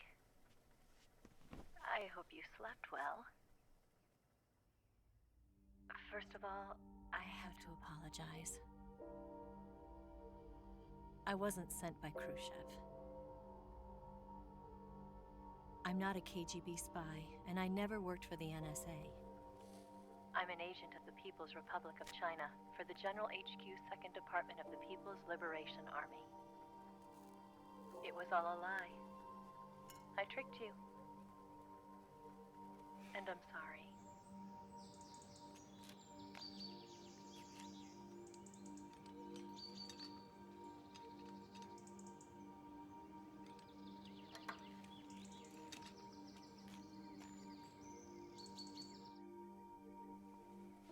The philosophers still exist in China, too. You see, my mission was to find out where Volgan was hiding the philosopher's legacy and steal it. So I infiltrated his base as a KGB spy. The 2 NSA codebreakers who defected in 1960 were actually both men. The real Adam never showed up at the meeting place, saving me the trouble of having to eliminate him. I sneaked in by pretending I was Eva. And you and Sokolov and Volgan, you all believed me. The philosopher's legacy was originally held in common between the US, Soviet Union, and China. We couldn't let the Russians and the Americans take it all for themselves. The Chinese government had its eye on the legacy, too. I got the film containing the legacy, and also the nuclear missile launch data from the Shagohod. 5 years ago, the Soviet Union stopped supplying us with nuclear weapons technology. Since then, China's Liaodong easing, hydrogen bomb, and space rocket projects have fallen behind. But with this data, our country will be able to develop its own nukes. We'll create a deterrent force to rival those of the US and Soviet Union. Everything has gone according to plan, thanks to your help. I too am one of the philosophers. I'm an agent of the philosophers, a graduate of one of their charm schools. I was raised in a joint US-Soviet-Chinese facility to become a sleeper agent. This was before the war. Back then, they were collecting children from all over the world. As a result, I'm indistinguishable from a native-born American. So it didn't surprise me when you and Volgan couldn't tell the difference. But she knew right from the beginning. She knew because before the war, she was at one of the philosopher's schools too, as an instructor. The boss was the only one I couldn't fool. She was the only one who knew I was a fake. She told me everything. Why did she open her heart to me like that? At the time, I couldn't understand it. But now, I think I do. Snake. She wanted you to know the truth. She chose me to tell you. That's why she saved my life. I've lied to you so many times, but not this time. My orders from the government were to obtain the legacy and to eliminate everyone who knew the truth about what happened. In other words, I'm supposed to kill you.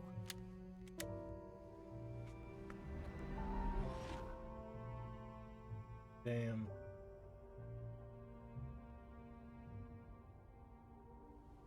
But I can't do it. Not because we loved each other. And not because you saved my life. But because I made a promise to the boss. And I intend to keep it. I just wanted you to know.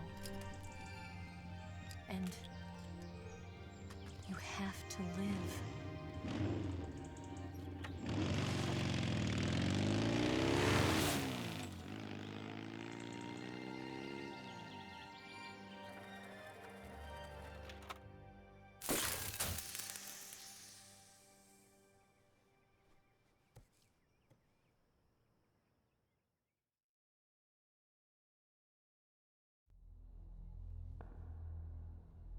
Snake, listen to me. She didn't betray the United States. No, far from it. She was a hero who died for her country. She carried out her mission knowing full well what was going to happen. Self-sacrifice. Because that was her duty.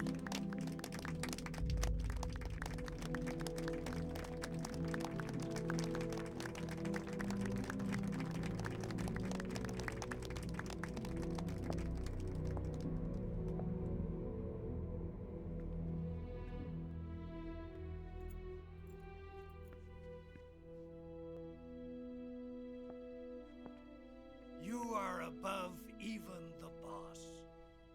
I hereby award you the title of Big Boss.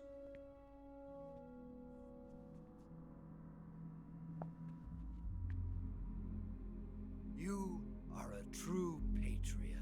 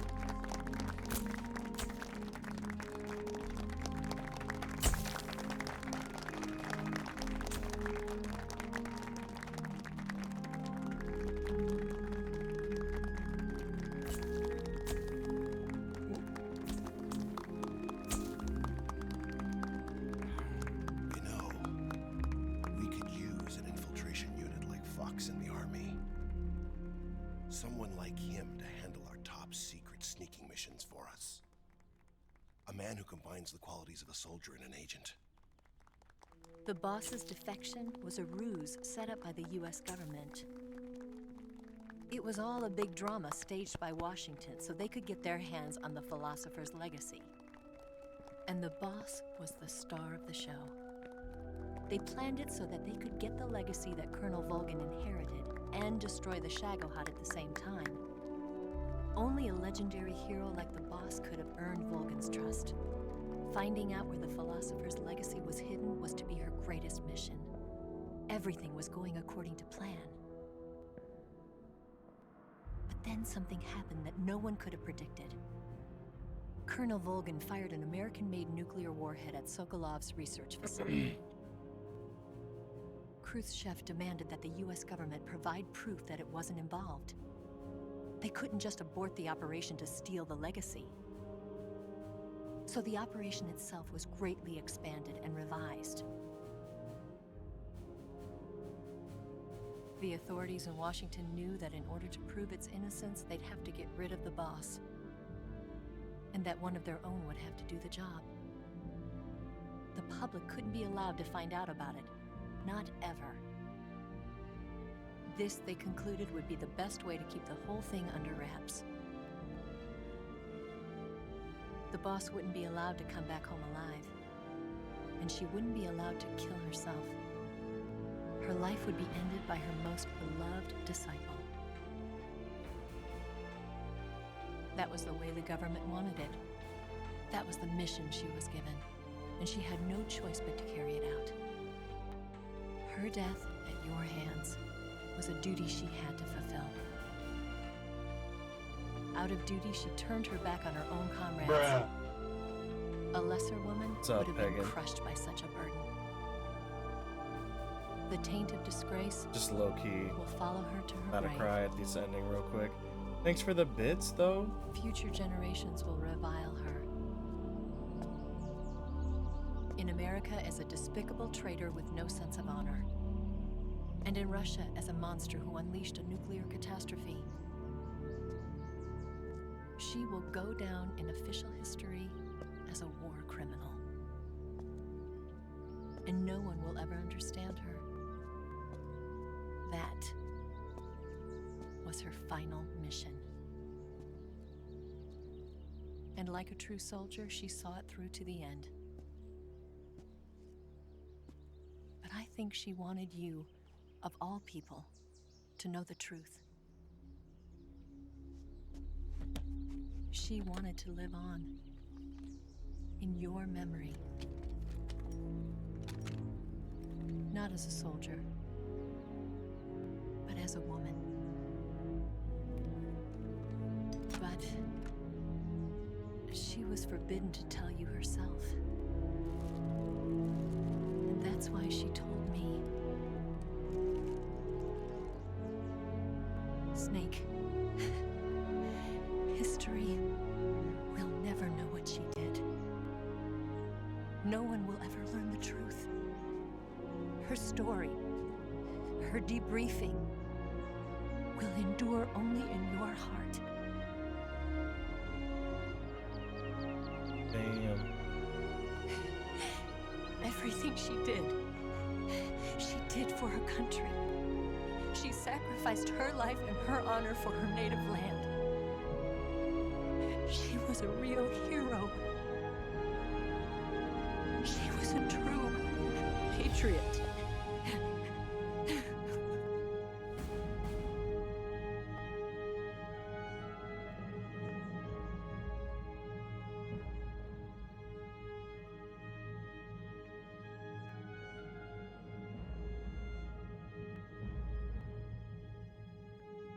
God damn. Oh.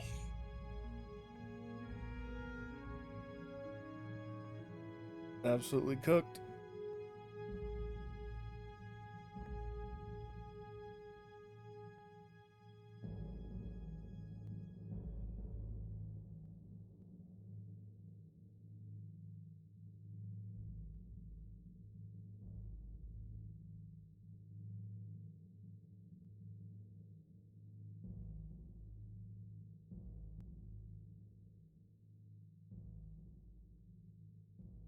This is like really, really quick recaps.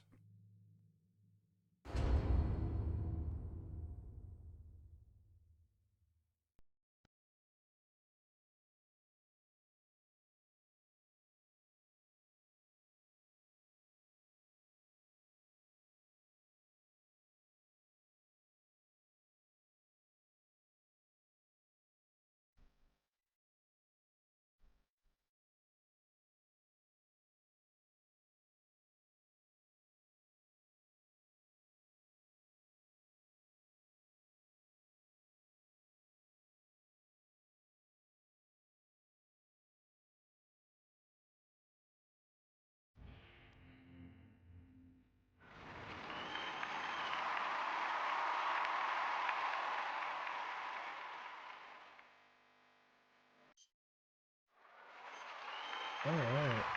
Yes, Grozny-Gray and the Browning Research Facility have both been wiped out without a trace. I understand, sir, but they were necessary sacrifices.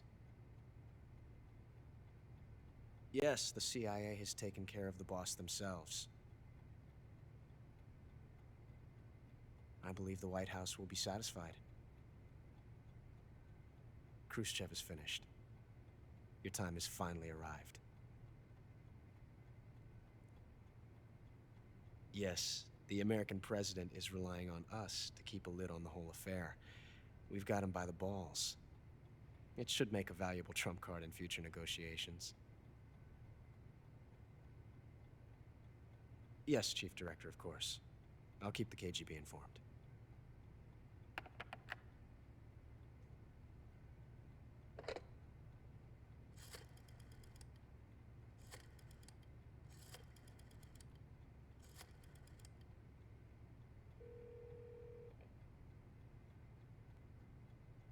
Yes, it's me. The boss has accomplished her mission. The philosopher's legacy is now safely with us, in America's hands. With this money, yes, the philosophers can finally be revived. The film we handed the Chinese was a fake. Peking must be in an uproar right about now. I'm afraid so. Only half the money has made it back to the United States. KGB must still have part of the legacy. Yes, the weapon has been reduced to ashes. That's right. Grozny Grad has been obliterated by the Davy Crockett we brought in as well. Yes, that was the boss's work too. Speaking of which, I've obtained something from Granin that you might find interesting. It's a revolutionary new nuclear attack system. Perhaps it might just come in handy someday. Yes, we have Snake to thank for that. Khrushchev believed it as well. Yes, they bought our story. I don't think they'll be making a fuss. The secondary alert has been lifted as well. And the Soviets still haven't discovered my true identity. They have no idea that I've been triple-crossing them. I will continue my activities as a contact for the new government. Yes, it appears that no one knew that I was Adam. Of course, I'm always at the CIA's disposal, Mr. Director.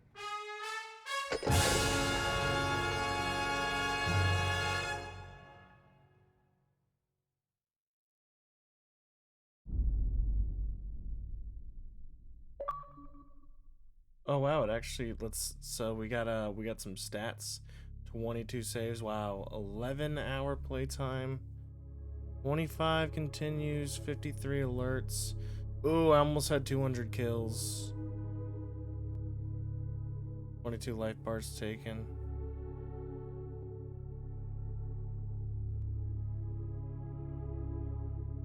Panther. I got the Patriot.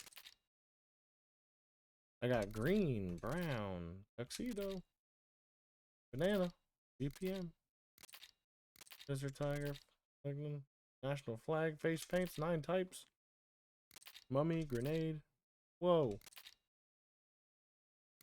demo theater, secret theater, whoa, guy savage, what the fuck?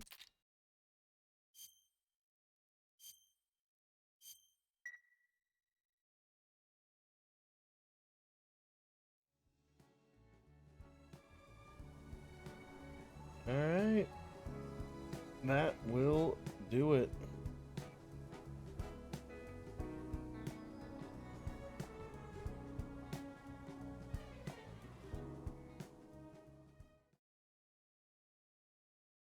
Alrighty guys. It's quite late. But we had to, we had to pull through to get the dub. So we did. And yeah, amazing, beautiful game.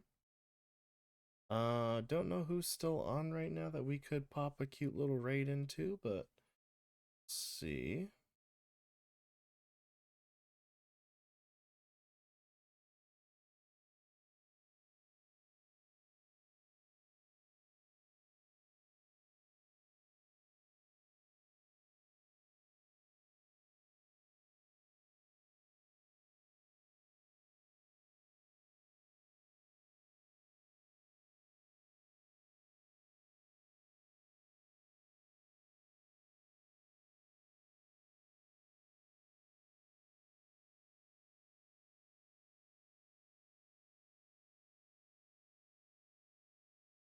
So the first message is for followers, the second one is for subscribers.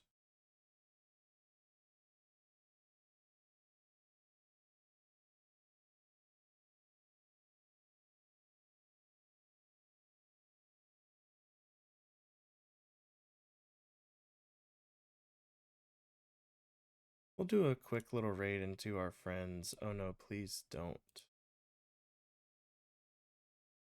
Thank you guys so much for being here. We will see you guys again on Thursday.